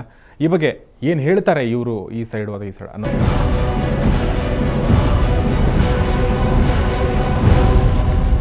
ಡಬ್ಬಿಂಗ್ ಬೇಕು ಬೇಡ ಈ ಕಾರ್ಯಕ್ರಮಕ್ಕೆ ನಿಮಗೆಲ್ಲ ಮತ್ತೊಮ್ಮೆ ಸ್ವಾಗತ. ನಾವು ಚರ್ಚೆನ ಮುಂದುವರಿಸ್ತಾ ಇದ್ದೀವಿ. ಈಗ ಈ ಚರ್ಚೆಯಲ್ಲಿ ಆ್ಯಕ್ಚುಲಿ ಬರಬೇಕಾಗಿತ್ತು, ಆದರೆ ಫೋನ್ ಮೂಲಕ ಈಗ ನಮ್ಮೊಂದಿಗೆ ಸಂಪರ್ಕದಲ್ಲಿದ್ದಾರೆ. ಅವರು ಕರ್ನಾಟಕ ಚಲನಚಿತ್ರ ವಾಣಿಜ್ಯ ಮಂಡಳಿ ಅಧ್ಯಕ್ಷರಾಗಿರುವಂಥ ಬಸಂತ್ ಕುಮಾರ್ ಪಾಟೀಲ್ ಅವರು. ಸೊ ಪಾಟೀಲ್ರ, ಈ ಚರ್ಚೆ ನೀವು ನೋಡ್ತಾ ಇದ್ದೀರೋ ಗೊತ್ತಿಲ್ಲ ನನಗೆ, ಆದರೆ ಈ ಚರ್ಚೆ ಎಲ್ಲ ಕಡೆ ನಡೀತಾ ಇದೆ, ಕೇವಲ ಈ ಸ್ಟುಡಿಯೋದಲ್ಲಿ ಮಾತ್ರವಲ್ಲ. ಡಬ್ಬಿಂಗ್ ಪರ ವಿರೋಧ. ಸೊ ಇಲ್ಲಿ ಕೆಲವು ನಿರ್ಮಾಪಕರು ನಮ್ಮ ಜೊತೆಗೆ ಇದ್ದಾರೆ. ರಾಜನ್ ಸಿಂಗ್ ಬಾಬು, ಮುನಿರತ್ನಂ ಮತ್ತು ಸೂರಪ್ಪ ಬಾಬು ಇದ್ದಾರೆ. ಇದ್ರ ಜೊತೆಗೆ ಡಬ್ಬಿಂಗನ್ನು ವಿರೋಧ ವ್ಯಕ್ತಪಡಿಸ್ತಿರುವಂಥ ಬಿ ಸುರೇಶ್ ನಿರ್ದೇಶಕರು ಮತ್ತು ಮಾರ್ ಸುರೇಶ್ ಕೂಡ ಇದ್ದಾರೆ. ಸೊ ಇಲ್ಲಿ ಒಂದು ಚರ್ಚೆ ನಡೀತಾ ಇತ್ತು. ಸೊ ತಾವೇನು ಹೇಳ್ತಾರೆ ಈ ಡಬ್ಬಿಂಗ್ ಬಗ್ಗೆ? ಡಬ್ಬಿಂಗ್ ಖಂಡಿತ ಡಬ್ಬಿಂಗ್ ಖಂಡಿತ ಬೇಡ. ನಮ್ಮ ಸಂಸ್ಕೃತಿಯನ್ನಾಗಲಿ ನಮ್ಮ ಒಂದು ಕಲೆ ಪ್ರತಿಭೆಗಳನ್ನ ಪೂರ್ತಿ ಹಾಳು ಮಾಡ್ತೀವಿ, ಹಾಳಾಗುತ್ತೆ ಅನ್ನುವಂತ ಇದರಿಂದ ಡಬ್ಬಿಂಗ್ಗಳನ್ನ ಬೇಡ ಅಂತ ಹೇಳಿ ನಮ್ಮದೇ ಈ ಧೋರಣೆಯಿಂದ ನಮ್ಮದೇ ಒಂದು ಸ್ಥಾನವನ್ನ ನಾವು ಭದ್ರ ಮಾಡ್ಕೊಂಡಿದೀವಿ ಕನ್ನಡಿಗರು. ನಾವು ಈಗ ನೆಗಡಿ ಆಗಿದೆ ಅಂತ ಹೇಳಿ ಮೂಗು ಕಟ್ ಮಾಡಿಕೊಳ್ಳೋದಲ್ಲ.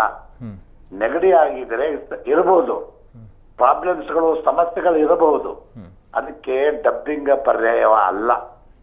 ಈಗ ಶ್ರೀಮಾನ್ ಮುನಿರತ್ನಂ ಅವರು, ಶ್ರೀ ಸೂರಪ್ಪ ಬಾಬು ಅವರು ಡಬ್ಬಿಂಗ್ ಬೇಕು ಅಂತ ಅವ್ರು ಹೇಳ್ತಾ ಇದ್ದಾರೆ, ನನಗೆ ಆಶ್ಚರ್ಯ ಇಲ್ಲ. ಆದ್ರೆ ಒಂದು ವೇಳೆ ಶ್ರೀಮಾನ್ ಎಸ್.ವಿ. ರಾಜೇಂದ್ರ ಸಿಂಗ್ ಬಾಬು ಅವರು ಡಬ್ಬಿಂಗ್ ಬೇಕು ಅಂತ ಹೇಳಿದ್ರೆ ನನಗೆ ಬಹಳ ಆಶ್ಚರ್ಯ ಆಗ್ತಾ ಇದೆ. ಅದೊಂದು ವಿಷಯ ಇರಲಿ. ಆದ್ರೆ ವಾಣಿಜ್ಯ ಮಂಡಳಿ ಅಧ್ಯಕ್ಷನಾಗಿ ನಾನು ಹೇಳೋದಿಷ್ಟೇ, ಡಬ್ಬಿಂಗ್ ಯಾವುದೇ ಇದರಲ್ಲಿ ನಾವು ಬಿಡೋದಿಲ್ಲ. ಅದಕ್ಕೆ ಡಬ್ಬಿಂಗ್ ವಿರೋಧ. ಇದು ಉದ್ಯಮದ ಅಭಿಪ್ರಾಯ ತೆಗೆದುಕೊಂಡಿದ್ದೀವಿ.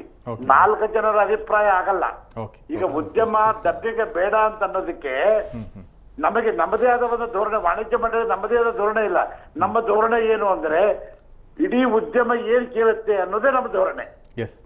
ಇಡೀ ಉದ್ಯಮ ಡಬ್ಬಿಂಗ್ ಬೇಡ ಅಂತ ಹೇಳಿದಾಗ ವಾಣಿಜ್ಯ ಮಂಡಳಿ ಧ್ವನಿ ಅದು ಡಬ್ಬಿಂಗ್ ಬೇಡ ಅಂತ ಆಗತ್ತೆ. ಹಾಗೆ ಇಡೀ ಉದ್ಯಮದ ಧ್ವನಿ ಡಬ್ಬಿಂಗ್ ಬೇಡ ಅಂತಂದ್ರೆ ನಮಗೆ ಈ ವಾಣಿಜ್ಯ ಮಂಡಳಿಗೆ, ನಿರ್ಮಾಪಕರ ಸಂಘಕ್ಕೆ ಇದು ಡಬ್ಬಿಂಗ್ ಬೇಡ. ಇಲ್ಲಿ ನಿರ್ಮಾಪಕರು ನಿಮಗೆ ಒಂದು ಪ್ರಶ್ನೆ ಕೇಳ್ಬೇಕಂತ ಇದ್ದಾರೆ. ಸೂರಪ್ಪ ಬಾಬು ಅವರು ಕೇಳಿ ಸರ್. ನಮಸ್ತೆ. ನಮಸ್ತೆ.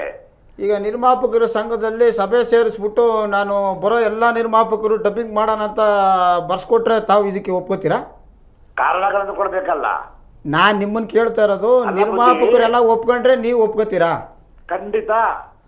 ನಮಗೆ ಕಾರಣ ನೋಡಿ, ಕಾರಣ ಕೊಡ್ತಾರೆ, ಅವ್ರು ಕಾರಣ ಕೊಡ್ತಾರೆ. ಆ ಕಾರಣನ ನೀವೇನು ಫಿಲಪ್ ಮಾಡೋಕ್ಕಾಗಲ್ಲ. ಅವರು ನಮಗೆ ಬೇಕು ಅಂತ ಎಲ್ಲ ನಿರ್ಮಾಪಕರು ಬರ್ಕೊಟ್ರೆ ನೀವು ಒಪ್ಕೋತೀರಾ? ನೋಡಿ, ನಮ್ಮ ಧ್ವನಿ ಇರೋದು ಉದ್ಯಮದ ಪರವಾಗಿ. ನಾನು ನನ್ನ ಪರವಾಗಿ ಹೇಳ್ತಾ ನಾನು ನಿರ್ಮಾಪಕರ ಪರವಾಗಿ ಕೇಳ್ತಾ ಇದ್ದೀನಿ. ನಿರ್ಮಾಪಕ ಇದ್ರೆ ಉದ್ಯಮಕ್ಕೆ ಆಮೇಲೆ ಫಸ್ಟ್ ನಿರ್ಮಾಪಕ. ಹೌದು. ಆ ನಿರ್ಮಾಪಕ ಎಲ್ಲರೂ ಬಂದು ಸೈನ್ ಹಾಕ್ಬಿಟ್ಟು ಇಲ್ಲ ನಾವು ಮಾಡಕ್ಕೆ ರೆಡಿ ಇದ್ದೀವಿ. ಅವ್ರು ಯಾರು ಕಾನೂನು ದ್ರೋಹ ಕೆಲಸ ಮಾಡ್ತಾ ಇಲ್ಲ, ಕಾನೂನಿಗೆ ವಿರುದ್ಧವಾಗಿ ಕೆಲಸ ಮಾಡ್ತಾ ಇಲ್ಲ. ಈ ಡಬ್ಬಿಂಗ್ ಮಾಡೋದ್ರಿಂದ ಸರ್ಕಾರಕ್ಕೆ ಆದಾಯ ಇದೆ. ಇದು ದೇವನಹಳ್ಳಿಯಿಂದ ಹಿಡಿದು ಚಿಂತಾಮಣಿಯವರೆಗೂ ಈ ಪಿಕ್ಚರು ಕನ್ನಡ ಪಿಕ್ಚರು ಜನ ನೋಡ್ತಾರೆ, ಕನ್ನಡತನ ಬೆಳೆಯುತ್ತೆ ಅಂತ ನಮ್ಮ ವಾದ. ಓಕೆ, ಆದ್ರೆ ಒಂದು ವಿಷಯ ನಾನು ಇಲ್ಲಿ ಮತ್ತೆ ತಲೆ ಹಾಕಕ್ಕೆ ಇಷ್ಟಪಡ್ತೀನಿ. ಮೈಟ್ ಈಸ್ ರೈಟ್ ಅನ್ನೋದೊಂದು ಕಾನ್ಸೆಪ್ಟ್ ಇದೆ ಪ್ರಜಾಪ್ರಭುತ್ವದಲ್ಲಿ. ಅತಿ ಹೆಚ್ಚು ಸಂಖ್ಯೆ ಇರುವ ಜನ ಸರಿ ಅನ್ನುವ ಒಂದು ಕಲ್ಪನೆ ಇದೆ. ಇದನ್ನ ಈ ಥರದ ವಿಷಯಕ್ಕೆ ಅಪ್ಲೈ ಮಾಡುವುದು ದೊಡ್ಡ ದುರಂತ ಆಗಿಬಿಡುತ್ತೆ. ಎಲ್ಲಿ ಮೈಟ್ ಈಸ್ ರೈಟ್ ಅಂದರೆ, ಎಲ್ಲಿ ಒಬ್ಬ ನಾಯಕನನ್ನು ಆರಿಸುವಾಗ ಮೈಟ್ ಈಸ್ ರೈಟ್, ಬಹುಸಂಖ್ಯಾತರು ಬೇಕಾಗ್ತದೆ. ಆದರೆ ಭಾಷೆ ಅನ್ನುವುದೇ ಅಲ್ಪಸಂಖ್ಯಾತವಾಗಂಥ ಪರಿಸ್ಥಿತಿ ಇದೆ.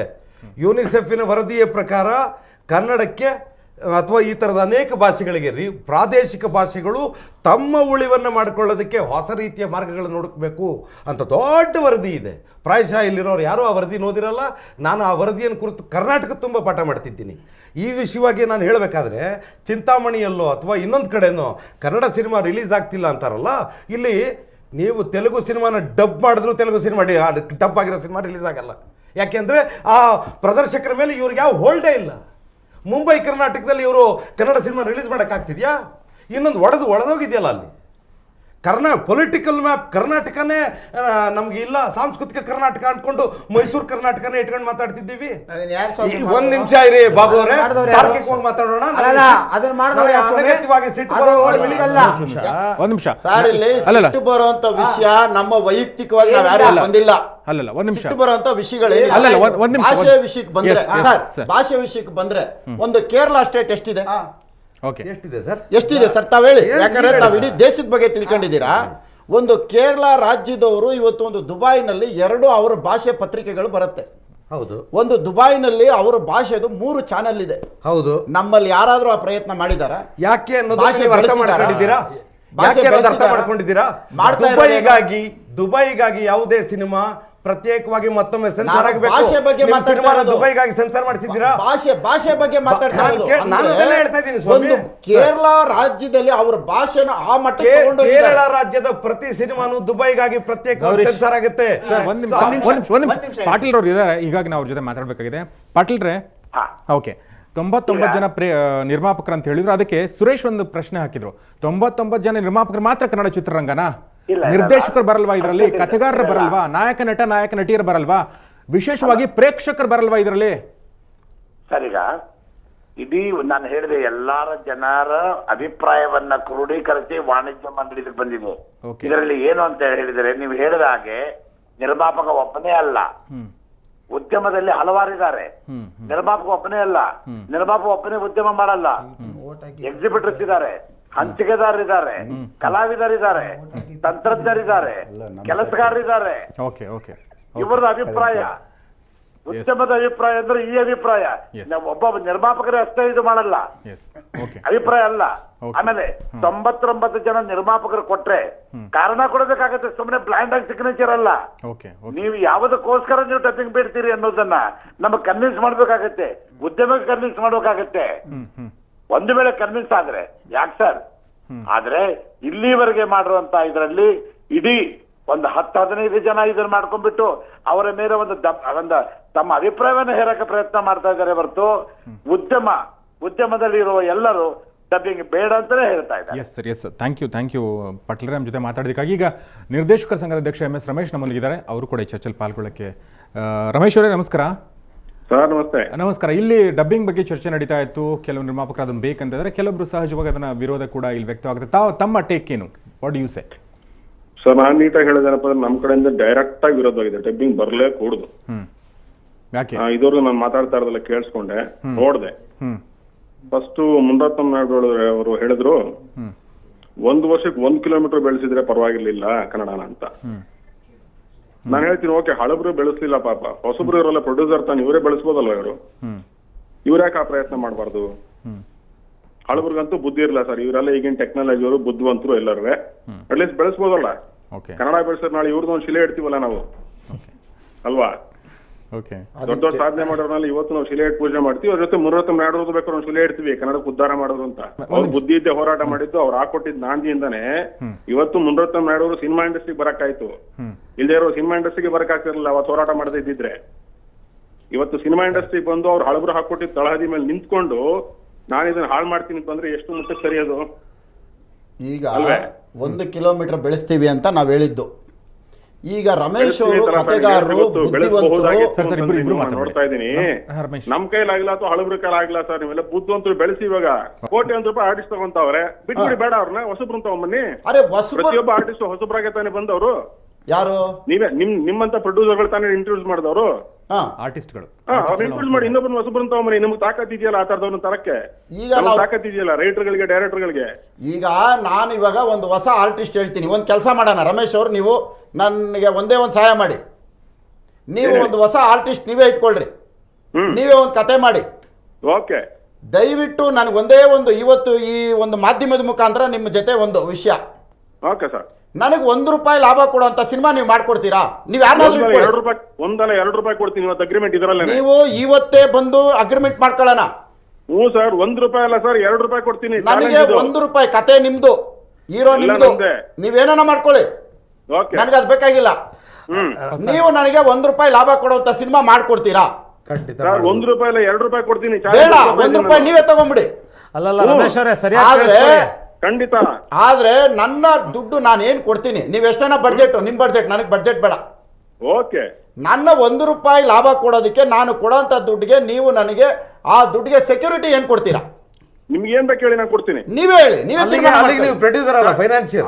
ಆಫರ್ ಕೊಡ್ತಾ ನಾನು ಫೈನಾನ್ಷಿಯರ್ ಆಗಿದ್ರೆ ಬಡ್ಡಿ ಲೆಕ್ಕ ₹1 ಕೇಳ್ತಾ ಇರಲಿಲ್ಲ, ಸೆಕ್ಯೂರಿಟಿ ₹1 ಕೇಳ್ತಾ ಇರಲಿಲ್ಲ. ನಾಳೆ ಬೆಳಗ್ಗೆ ನೀವು ಹೇಳ್ತೀರಾ ಸರ್ ಸಿನಿಮಾ ಹೋಗ್ಬಿಡ್ತು ಸರ್, ಕ್ರಿಕೆಟ್ ಮ್ಯಾಚ್ ಬಂತು, ಮಳೆ ಬಂತು,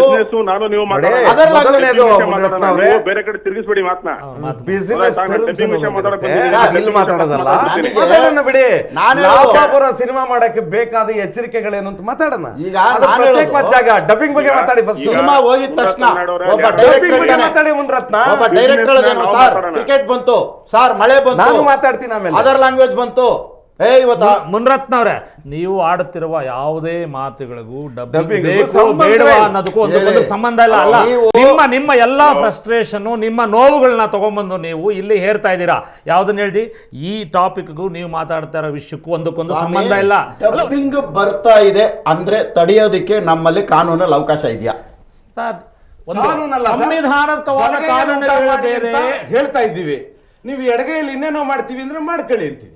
ನಾನು ಕೇಳ್ತಾ ಇರೋದು ಬಲಗೈ ಎಡಗೈ ಪ್ರಶ್ನೆ ಅಲ್ಲ, ಅಷ್ಟೇ. ಒಂದೇ ಪ್ರಶ್ನೆ. ಅಂದ್ರೆ ಉತ್ತರ ನಿಮ್ಮ ದೃಷ್ಟಿನಲ್ಲಿ ಇಡೀ ರಾಜ್ಯದಲ್ಲಿ ಡಬ್ಬಿಂಗ್ ಇರುವಂತ ಎಲ್ಲಾ ಭಾಷೆಗಳು, ಎಲ್ಲಾ ರಾಜ್ಯಗಳು ಎಡಗೈಯಲ್ಲಿ ತಿಂತಾ ಇದೆಯಾ?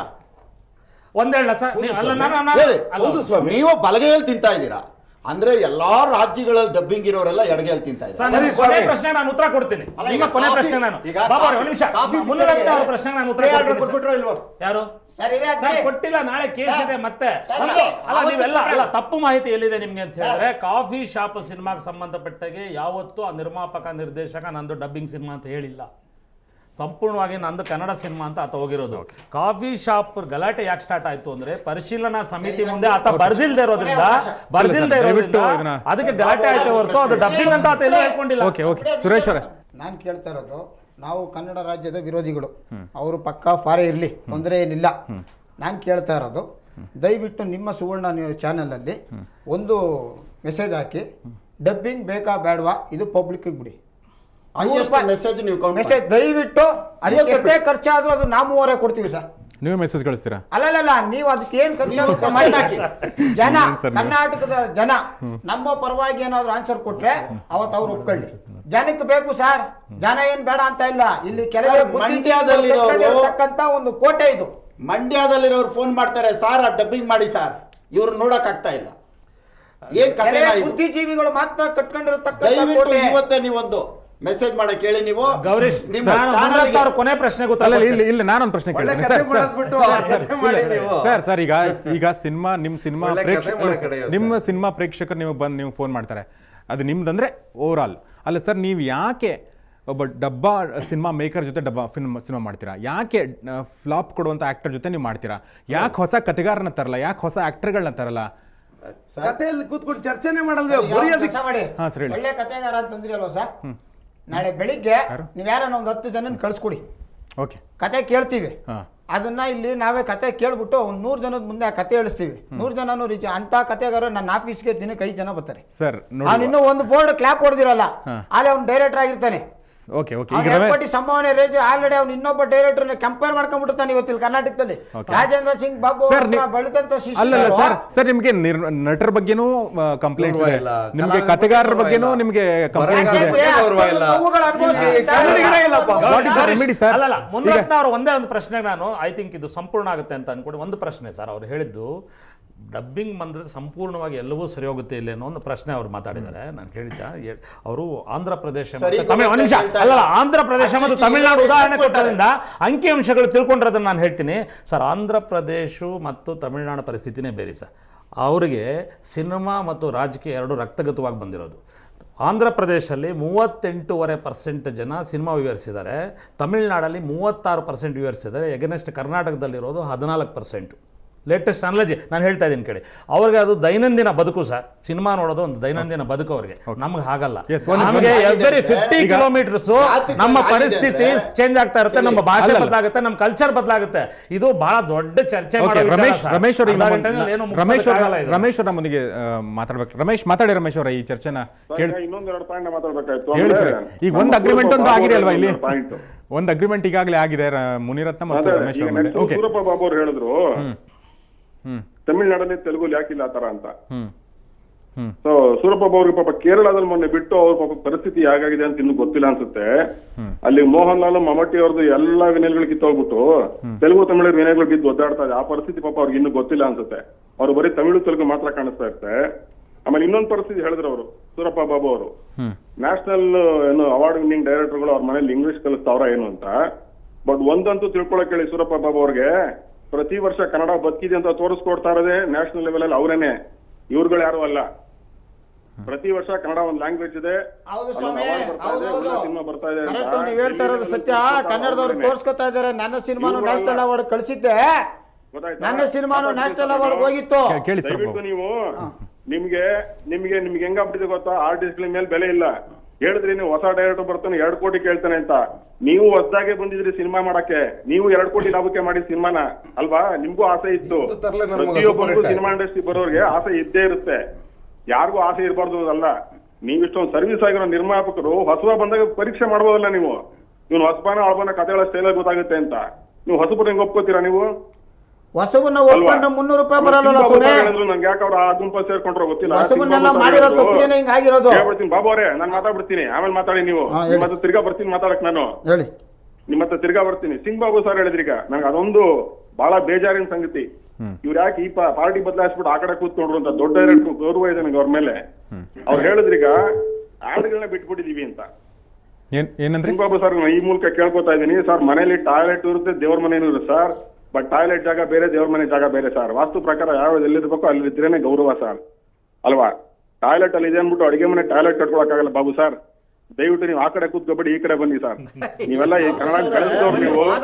ಯಾವ್ಯಾವ ಕಾರಣಕ್ಕೂ ನೀವು ಅಲ್ಲ ಕೂತ್ಕೊಂಡು ಕನ್ನಡದ ವಿರೋಧಿಗಳ ತರ ಆಗ್ಬೇಡಿ ಸರ್. ನೀವು ನನ್ನ ರಿಕ್ವೆಸ್ಟ್ ಅಂದ್ರೆ, ನೀವು ರೈಟ್ರು, ಡೈರೆಕ್ಟ್ರು, ದೊಡ್ಡ ಡೈರೆಕ್ಟ್ರು, ಬಹಳ ಕನ್ನಡ ಉದ್ಧಾರ ಮಾಡಿದವರು, ನೀವು ಹೋಗ್ಬಿಟ್ಟು ಪಾರ್ಟಿ ಬದಲಾಯಿಸ್ಬಿಟ್ಟು ಅಂದ್ರೆ ನಮ್ಗೆ ಯಾಕೋ ಆಪರೇಷನ್ ಎಡ್ಬಿಟ್ಟಿದೆ ಅಂತ ಅನಿಸ್ತಾ ಇದೆ ಅಲ್ಲಿ. ಆಮೇಲೆ ನಾಗಾಭರಣ ಅವ್ರಿಗೆ ಮಾಡಿದಾರೆ ಅಂತಂದ್ರೆ, ಈ ನಾಗಾಭರಣ ಅವ್ರಿಗೆ ಯಾರನ್ನ ಕೇಳಿ ಮಾಡಿದ್ರು ಸರ್? ಓಕೆ ರಮೇಶ್ ಅವರೇ, ಮತ್ತೆ ನಾವು ನಿಮ್ಮ ಸಂಪರ್ಕಕ್ಕೆ ಬರ್ತೀವಂತೆ. ಈ ಸೆಷನ್ ನಾವು ಮುಂದುವರ್ಸೋಣ. ಒಂದು ಅಗ್ರಿಮೆಂಟ್ ಒಂದು ಸದ್ಯಕ್ಕಂತ ಆಗಿದೆ, ಹೊಸಬ್ರನ್ನ ಹಾಕೊಂಡು ಅದು ಏನಾಗುತ್ತೆ ನಾವು ನೋಡೋಣ. ಆದರೆ ಒಟ್ಟಿನಲ್ಲಿ ಈ ಥರದ ಪ್ರಯತ್ನಗಳು ಆಗಬೇಕು ಅಂತ ನನಗನ್ಸುತ್ತೆ. ಸೊ ಈ ಚರ್ಚೆನ ನಾವು ಮುಂದುವರ್ಸೋಣ. ಡಬ್ಬಿಂಗ್ ಪರ ವಿರೋಧ ಚಿಕ್ಕದೊಂದು ಬ್ರೇಕ್ನ ನಂತರ.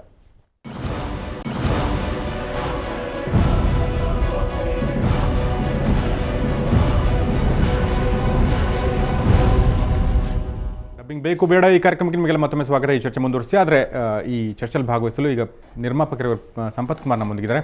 ಸಂಪತ್ ಕುಮಾರ್ ಅವರೇ, ತಾವೇನು ಹೇಳ್ತೀರಾ ಈ ಬಗ್ಗೆ? ನಮಸ್ಕಾರ ಸರ್. ನಮಸ್ಕಾರ, ಹೇಳಿ ಸರ್. ಹೌದಾ ಸರ್, ಕನ್ನಡ ಪರ ಯಾಕೆಂದ್ರೆ ಇವತ್ತು ಕನ್ನಡ ಆಲ್ರೆಡಿ ನಾವ್ ಎಲ್ರಿಗೂ ಪೇಪರ್ ಅಲ್ಲಿ ಕನ್ನಡ ಕಲಿದ್ವಿ ಯಾಕೆ ಸರ್ ನಾವು ತಲೆ ಕಿಚ್ಕೋಬೇಕು? ಕನ್ನಡ ಅದೇ ಅಮಿತಾಬ್ ಬಚ್ಚನ್ ಕನ್ನಡದಲ್ಲಿ ಮಾತಾಡಿದ್ರೆ ಎಲ್ಲ ಹಿಂದಿಯವರು ಕನ್ನಡ ಭಾಷೆ ನೋಡ್ತಾರೆ. ಡಬ್ಬಿಂಗ್ ಜಾಕಿ ಚನ್ ಇದ್ರಲ್ಲಿ ಮತ್ತೆ PVR ಎಲ್ಲ ಕನ್ನಡ ಬಂದ್ರೆ ಎಲ್ಲ ಕನ್ನಡ ಕಲಿತಾರಲ್ಲ ಸರ್. ಭಾಷೆ ಕಲಿಯೋ ನಾವು ಫೋರ್ಸ್ ಮಾಡೋ ನೆಸೆಸಿಟಿ ಇರಲ್ವಲ್ಲ ಸರ್. ಈ ಕನ್ನಡ ಸಂಘ ಸಂಸ್ಥೆಲ್ಲ ಪಾಪ ಅದೇ ಹೇಳಿದ್ರು ನನಗೆ 5-6 ಜನ ಸಿಕ್ಕಿ, ಸರ್ ಇದ್ರ ಬಗ್ಗೆ ಹೋರಾಟ ಮಾಡ್ಬೇಕು ಸರ್. ಇವತ್ತು 4 ಜನ ಬ್ರಿಲಿಯಂಟ್ ಜನ ಹೀರೋಗಳು ಉದ್ಧಾರಕ್ಕೋಸ್ಕರ ಕನ್ನಡ ಸತ್ತೋಗ್ತಾ ಇದೆ, ಸಾಯ್ತಾ ಇದೆ. ಓಕೆ ಅರ್ಥ ಆಯ್ತು. ಎಸ್, ಸಂಪತ್ ಕುಮಾರ್ ಅವರೇ ಅರ್ಥ ಆಯ್ತು. ಈ ಮಣಿರತ್ನಂ ಪಿಕ್ಚರ್ ಬರುತ್ತೆ ಸರ್, ತಮಿಳಲ್ಲೂ ಬರುತ್ತೆ, ತೆಲುಗುಲೂ ಬರುತ್ತೆ, ಹಿಂದಿಲೂ ಬರುತ್ತೆ ಸರ್. ತಗೊಂಬಂದು ನಮ್ಮ ಕನ್ನಡ ಪಿಕ್ಚರ್ಗೆ ಹಾಕ್ತಾರೆ ಸರ್. ಇವ್ರು ಯಾಕೆ ಸರ್ ಅದನ್ನ ಚೇಂಬರ್ನವ್ರು ನಿಲ್ಸಕ್ಕಾಗಲ್ಲ? ಒಂದು ಲ್ಯಾಂಗ್ವೇಜ್ನ ಬಿಡಲ್ಲ? ಓಕೆ ಸರಿ, ಅಲ್ಲ ಇದೊಂದು ಪ್ರಶ್ನೆ. ಕೇಳ್ತಾ ಇರೋದು ಇಂಪಾರ್ಟೆಂಟ್ ಪ್ರಶ್ನೆ. ಅಲ್ಲ ವ್ಯಾಲಿಡ್ 4 ಲ್ಯಾಂಗ್ವೇಜ್ ಅಲ್ಲಿ ತಗೊಂಡ್ಬರ್ತೀರ ಸರ್ ಒಂದೊಂದು ಪಿಕ್ಚರ್ನ. ಬಾಬು ಅವರೇ, ಅಲ್ಲಿಗೆ ಮಾತ್ರ ನಿಮಗೆ ರೂಲ್ಸು ರೆಗ್ಯುಲೇಷನ್ಸ್ ಇಲ್ಲ, ನಮಗೆ ಮಾತ್ರ ರೂಲ್ಸ್ ರೆಗ್ಯುಲೇಷನ್ಸ್. ಅಲ್ಲ ನಾವು ಮಾಡಲ್ಲ ಬಿಡಿ, ನಾವು ಕನ್ನಡ ಕಾದಂಬರಿನೇ ಮಾಡೋದು, ಕನ್ನಡ ಇದೇ ಮಾಡೋದು. ಅಲ್ಲ ಬಟ್ ನಾನು ಹೇಳೋ ನಿಮ್ಮ ಪಾಲಿಸಿ, ನೀವು ಹೆಂಗ್ರಿ ಮಣಿರತ್ನ ಪಿಕ್ಚರ್ನ 3 ಪಿಕ್ಚರ್ನ ಡಬ್ಬಿಂಗ್ ಅಲ್ವಾ ಅದು? ನಿಮ್ಮ ಪ್ರಶ್ನೆಲೇ ನಿಮ್ಮ ಉತ್ತರನೂ ನಾನು ಏನು ಹೇಳೋದು ಕೊಟ್ಟಿದ್ದೆ ಉತ್ತರ ನಿಮ್ಮ ಪ್ರಶ್ನೆಲೇ ಇದೆ. ಸಪೋಸ್ ನೀವು ಈಗ ಡಬ್ಬಿಂಗ್ ಮಾಡಬೇಕು ಅಂತ ಏನು ವಾದ ಮಾಡ್ತಾ ಇದ್ರಿ, ಡಬ್ಬಿಂಗ್ ನಾಳೆ ಮಾಡಿದ್ವಿ ಅಂತ, ಸಂಪೂರ್ಣವಾಗಿ ಕರ್ನಾಟಕದಲ್ಲಿ ಡಬ್ಬಿಂಗ್ ಸಿನಿಮಾ ರಿಲೀಸ್ ಆಗುತ್ತಾ ಅನ್ನೋದು ಒಂದು ಪ್ರಶ್ನೆ. ಡಬ್ಬಿಂಗ್ ಸಿನಿಮಾ ಒಂದು ವೇಳೆ, ಸೆಕೆಂಡ್ ಥಾಟ್ ಮಾತಾಡೋಣ, ಒಂದು ವೇಳೆ ರಿಲೀಸ್ ಆದರೆ ನನ್ನ ಪ್ರಕಾರ ಏನಾಗ್ಬೋದು ಅನ್ನೋದ್ರ ಮುನ್ಸೂಚನೆ ಕೊಡ್ತೀನಿ ನಿಮಗೆ. ಬೆಂಗಳೂರಿನಲ್ಲಿ ಕನ್ನಡ ಸಿನಿಮಾ ಡಬ್ಬಿಂಗ್ ಯಾರೂ ರಿಲೀಸ್ ಮಾಡೋದಿಲ್ಲ, ಅದರದೇ ಭಾಷೆನಲ್ಲಿ ರಿಲೀಸ್ ಆಗುತ್ತೆ. ಕೋಲಾರದಲ್ಲಿ ತೆಲುಗಲ್ಲಿ ರಿಲೀಸ್ ಆಗುತ್ತೆ, ಬೆಳಗಾಂನಲ್ಲಿ ಮರಾಠಿನಲ್ಲಿ ರಿಲೀಸ್ ಆಗುತ್ತೆ. ಕನ್ನಡದ ಆಯಕಟ್ಟು ಪ್ರದೇಶಗಳು ಎಲ್ಲೆಲ್ಲಿದೆ ಅಚ್ಚ ಕನ್ನಡ ಪ್ರದೇಶಗಳು, ಅಲ್ಲಿ ಮಾತ್ರ ಡಬ್ಬಿಂಗ್ ತೊಗೊಂಡೋಗಿ ಹಾಕ್ತಾರೆ. ಒಂದು ನಿಮಿಷ, ಈಗ ನಟ ಮತ್ತು ನಿರ್ಮಾಪಕ ಶ್ರೀನಿವಾಸ್ ಮೂರ್ತಿ ನಮ್ಮೊಂದಿಗಿದ್ದಾರೆ. ಸರ್ ನಮಸ್ಕಾರ. ಸರ್, ಈ ಡಬ್ಬಿಂಗ್ ಬಗ್ಗೆ ಏನು ಹೇಳ್ತೀರಾ ತಾವು? ಡಬ್ಬಿಂಗು ಪರ ವಿರೋಧ ಎಲ್ಲ ಮಾತಾಡ್ತಾ ಇದಾರೆ. ಡಬ್ಬಿಂಗ್ ಏನೋ ಬಂದ್ಬಿಟ್ರೆ ನಮಗೇನು ಬೇರೆ ಕೆಲಸ ಇರಲ್ಲ, ಬರೀ ಡಬ್ಬಿಂಗ್ ವಾಯ್ಸ್ ಕೊಡ್ಬೇಕಾಗುತ್ತೆ ಆರ್ಟಿಸ್ಟ್ಗಳಿಗೆಲ್ಲ. ಓಕೆ, ಮಾನ್ಯ ಮುನಿರತ್ನಂ ಅವರು ಹೇಳಿದ್ರು, ರಮೇಶ್ ಅವರಿಗೆ ಚಾಲೆಂಜ್ ಮಾಡಿ ಹೇಳಿದ್ರು, ನಾನು ಹಾಕಿದ ದುಡ್ಡಿಗೆ ₹1 ಲಾಭ ಮಾಡಿಕೊಟ್ಬಿಡಿ ಸರ್ ಅಂತ ಹೇಳ್ಬಿಟ್ಟು ಅವರು ಸಿನಿಮಾ ಮಾಡೋದೇ ಆದ್ರೆ ಮಗಧೀರ ಅಂತ ಒಂದು ಸಿನಿಮಾ ಮಾಡ್ಲಿ ಸ್ವಾಮಿ. ಆ ಮಗಧೀರ ಅನ್ನೋದು ಕನ್ನಡದ ಸಬ್ಜೆಕ್ಟು. ಮಂಡ್ಯ ಮತ್ತು ಮೈಸೂರು, ಹಾಸನ ಮತ್ತು ಚಾಮರಾಜನಗರ ಜಿಲ್ಲೆಗಳಲ್ಲಿ ಕರಿಬಂಟನ ಕಾಳಗ ಅಂತ ಒಂದು ನಾಟಕ ಹಾಕ್ತಾರೆ. ಅದೇ ಸಬ್ಜೆಕ್ಟ್ ನ ರಾಜಮೌಳಿ ಅಂತ ಅವ್ರ ತಂದೆಯವರು ವಿಜೇಂದ್ರ ಪ್ರಸಾದ್ ಅವರು ಅದನ್ನು ತಗೊಂಡು ಹೋಗಿ ತೆಲುಗಿನಲ್ಲಿ ಮಾಡಿದ್ದು.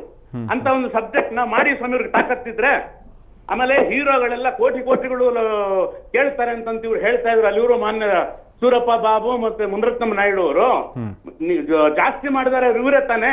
ಇವ್ರು ನಿರ್ಮಾಪಕರ ಸಂಘ ಅಂತಿದೆ ತಾನೆ, ಎಲ್ಲ ಸೇರ್ಕೊಂಡು ನಿರ್ಮಾಪಕರೆಲ್ಲ ಒಬ್ಬ ಹೀರೋಗೆ ಇಷ್ಟೇ ಕೊಡಬೇಕು, ಒಬ್ಬ ಕ್ಯಾರೆಕ್ಟರ್ ಆರ್ಟಿಗೆ ಇಷ್ಟೇ ಕೊಡಬೇಕು, ಒಬ್ಬ ಜೂನಿಯರ್ ಆರ್ಟಿಸ್ಟ್ ಇಷ್ಟೇ ಕೊಡಬೇಕು ಅಂತಂದು ಹೇಳಿ ₹500 ಸಂಪಾದನೆ ಮಾಡ್ತಿದ್ದಾನೆ, ₹2 ಕೋಟಿ ಇವತ್ತು ಕೇಳ್ತಾನೆ ಅಂತಂದು ಹೇಳ್ತಾರಲ್ಲ. ₹2 ಕೋಟಿ ನೀವು ಹೆಚ್ಚಿದ್ ಯಾರು? ನೀವೇ ತಾನೆ. ನಿಮ್ಗೆಲ್ಲ ನಿರ್ಮಾಪಕರಿಗೆಲ್ಲ ಅಷ್ಟೊಂದು ತಾಕತ್ತಿದ್ರೆ ಎಲ್ಲ ಹೀರೋಗಳನ್ನ ಲೈನಿಂಗ್ ನಿಲ್ಲಿಸಿ ಇವನಿಗೆ ಇಷ್ಟು ರೇಟು ಅಂತ ಫಿಕ್ಸ್ ಮಾಡಿ ಸಿನಿಮಾ ಮಾಡಿ. ಆಮೇಲೆ ಮಂಡ್ಯದಿಂದ ಯಾರೋ ಫೋನ್ ಮಾಡ್ತಾರೆ ಅಭಿಮಾನಿಗಳು, ನೀವು ಡಬ್ಬಿಂಗ್ ಸಿನಿಮಾ ಮಾಡಿ ಅಂತ. ಮಾನ್ಯ ಸೂರಪ್ಪ ಬಾಬು ಹೇಳ್ದ, ಎಲ್ರಿಗೂ ನೀವು ನಿಮ್ಮ ಇದರಲ್ಲಿ ಅಡ್ವರ್ಟೈಸ್ಮೆಂಟ್ ಕೊಟ್ಬಿಡಿ ಸರ್, ನಾವೇ ದುಡ್ಡು ಕೊಟ್ಬಿಡ್ತೀವಿ, ಆ ಎಲ್ಲ ಜನಗಳು ಅಭಿಪ್ರಾಯ ಕೇಳಿ ಅಂತ. ಕರ್ನಾಟಕದ 6 ಕೋಟಿ ಜನ ಬೇಡ ಸ್ವಾಮಿ, 1.5 ಕೋಟಿ ಜನ ಅಭಿಪ್ರಾಯ ಬಂದ್ರೆ ಇವ್ರು ಮುಚ್ಕೊಂಡು ಸುಮ್ಮನೆ ಇರ್ತಾರ? ಹೇಳ್ಬಿಡಿ. 1.5 ಕೋಟಿ ಜನ ಅಭಿಪ್ರಾಯ ಬಂದ್ರೆ ನಾನು ಮುಚ್ಕೊಂಡು ಸುಮ್ಮನೆ ಇರ್ತೀನಿ, ಅದ್ರ ಪರವಾಗಿ ಬಂದ್ಬಿಟ್ರೆ ನೀವೆಲ್ಲ ರಿಟೈರ್ಡ್ ಆಗ್ಬಿಡ್ತೀರಾ? ನಾವು ಬರೀ ನೀವು ಮಾಡಿದ್ದಕ್ಕೆ ನಾ ಡಬ್ಬಿಂಗ್ ವಾಯ್ಸ್ ಕೊಡ್ತೀನಪ್ಪ ಅಪ್ಪನ ಪಾರ್ಟಿಗೆ. ಅಲ್ಲ 1.5 ಕೋಟಿ ನೀವು ಡಬ್ಬಿಂಗ್ ವಾಯ್ಸ್ ನಿಮ್ಮ ಅಂದ್ರೆ ಕಲಾವಿದರು ಡಬ್ಬಿಂಗ್ ವಾಯ್ಸ್ ನಿಮ್ಮ ಒಂದು ಪ್ರಾಬ್ಲಮ್ಗೆ ಮನೆ ಮಟ್ಟ ಮಾಡ್ಕೊಂಡ್ಬಿಡ್ಬೇಕು. ಮಾಡ್ತಿದ್ದಾಗ KS ಅಶ್ವಥ್ ಅವರು ತೆಲುಗು ಒಬ್ಬ ಅಪ್ಪನ ಪಾತ್ರಕ್ಕೆ ವಾಯ್ಸ್ ಕೊಡ್ತಿದ್ರು.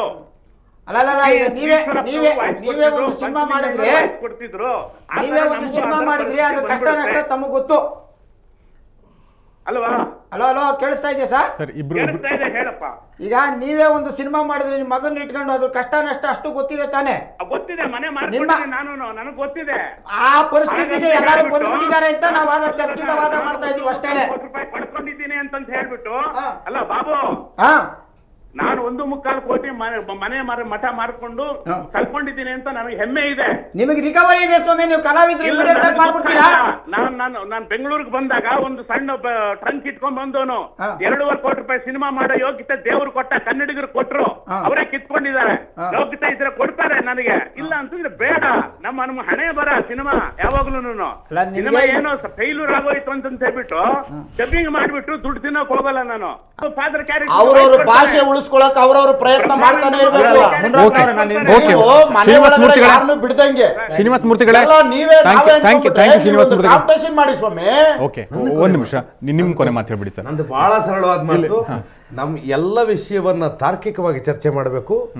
ಲಾಭಮುಖಿ ಚರ್ಚೆ ಆದರೆ ಅಲ್ಲಿ ತರ್ಕ ಇರೋದಿಲ್ಲ. Profit making can not be the ultimate reason for film making. Yes, okay Babu sir. ಇದು ಕಲೆ ಎಕನಾಮಿಕ್ಸ್ ಯಾವುದು ಅಂತ ಇಂಪಾರ್ಟೆಂಟ್ ಆಗುತ್ತೆ. ಎಕನಾಮಿಕ್ಸ್ ಅಂತ ಆದಾಗ ಅದ್ರ ಡೈರೆಕ್ಷನ್ನೇ ಬೇರೆ, ಕಲೆ ಅಂತ ಕೂತ್ಕೊಂಡಾಗ ಅದ್ರ ಡೈರೆಕ್ಷನ್ ಸರ್, ಇದು ಎರಡೂ ಇರೋದು ನಮ್ಗೆ ಗೊತ್ತಿರೋಲ್ವ? ಎರಡು. ಆದ್ರಿಂದ ಎಕನಾಮಿಕ್ಸ್ ಇದ್ದವನಿಗೆ, ಈಗ ನಾನು ದುಡ್ಡು ಹಾಕಿದವನಿಗೆ ನನ್ನ ದುಡ್ಡು ಹೇಗೆ ಬರಬೇಕು ಅನ್ನೋದೇ ನನ್ನ ಯೋಚನೆ first sir. Yes yes, okay. ನಾವು ಈ ಚರ್ಚೆನ ಇಲ್ಲಿ ಮುಗಿಸ್ಬೇಕಾಗಿದೆ, ಯಾಕೆ ಸಮಯದ ಅಭಾವದಿಂದಾಗಿ. ಆದರೆ ಒಂದು ಡಿಸ್ಕಷನ್ ಆಯಿತು, ಪರ ಮತ್ತು ವಿರೋಧ ಎರಡೂ ಪಾಯಿಂಟ್ ಆಫ್ ವ್ಯೂಗಳು ನಮ್ಗೆ ಗೊತ್ತಾಯಿತು. ಆದರೆ ನಾವು ಈಗಾಗಲೇ ಮಾತಾಡೋರಿಗೆ ಚಿತ್ರ ಅಥವಾ ಚಲನಚಿತ್ರ ಅನ್ನೋದು ಕೇವಲ ಒಂದು ಹಣ ಹಾಕಿ ಹಣ ತೆಗೆದುಕೊಳ್ಳುವಂಥ ಒಂದು ಬಿಸ್ನೆಸ್ ಅಲ್ಲ ನಮ್ಗೆ ಗೊತ್ತಿರುವಂಥದ್ದು. ಯಾಕೆಂದರೆ ಅದರಲ್ಲಿ ನಮ್ಮ ಭಾಷೆ, ನಮ್ಮ ಸೊಗಡು, ನಮ್ಮ ಸಂಸ್ಕೃತಿ, ನಮ್ಮ ಅಭಿನಯ ಎಲ್ಲವೂ ಬರುತ್ತೆ, ನಮ್ಮ ಕಥೆ, ನಮ್ಮ ಹಾಡು ಎಲ್ಲವೂ ಬರುತ್ತೆ. ಹೀಗಾಗಿ ನಿರ್ಮಾಪಕರಿಗೂ ಅದು ಗೊತ್ತಿರುವಂಥ ವಿಚಾರನೇ. ಸೊ ಕೇವಲ ಲಾಭ ಅನ್ನೋದು ಬರಲ್ಲ ಇಲ್ಲಿ. ಆದರೆ ಇದೆಲ್ಲವೂ ಇಟ್ಕೊಂಡು, ಅಂದರೆ ಈ ಕಥೆನ ಇಟ್ಕೊಂಡು, ಒಳ್ಳೆ ಸಂಭಾಷಣೆ ಇಟ್ಕೊಂಡು, ಒಳ್ಳೆ ಹಾಡುಗಳು, ನಮ್ಮ ಹಾಡುಗಳನ್ನ ಇಟ್ಕೊಂಡು ಲಾಭ ಮಾಡ್ಕೊಳ್ಬಹುದಾ ಅನ್ನೋ ಪ್ರಶ್ನೆ ನಮ್ಮನ್ನು ಕಾಡ್ತಾ ಇದೆ. ಅದು ಹಾಗಾಗಲಿ ಅನ್ನೋದೇ ನಮ್ಮ ಕನ್ನಡ ಜನರ ಅಥವಾ ನಮ್ಮೆಲ್ಲರ ಆಶಯ ಆಗಿದೆ. ಸೊ ಈ ಚರ್ಚೆ ಹೀಗೆ ಮುಂದುವರಿಲಿ. ಕನ್ನಡಕ್ಕೆ ಏನು ಒಳ್ಳೆಯದಾಗುತ್ತೋ ಅದು ಆಗಲಿ ಅಂತ ಹಾರೈಸ್ತಾ ಇವತ್ತಿನ ಈ ಕಾರ್ಯಕ್ರಮ ಮುಗಿಸ್ತಾ ಇದ್ದೀನಿ. ಕ್ಷಣ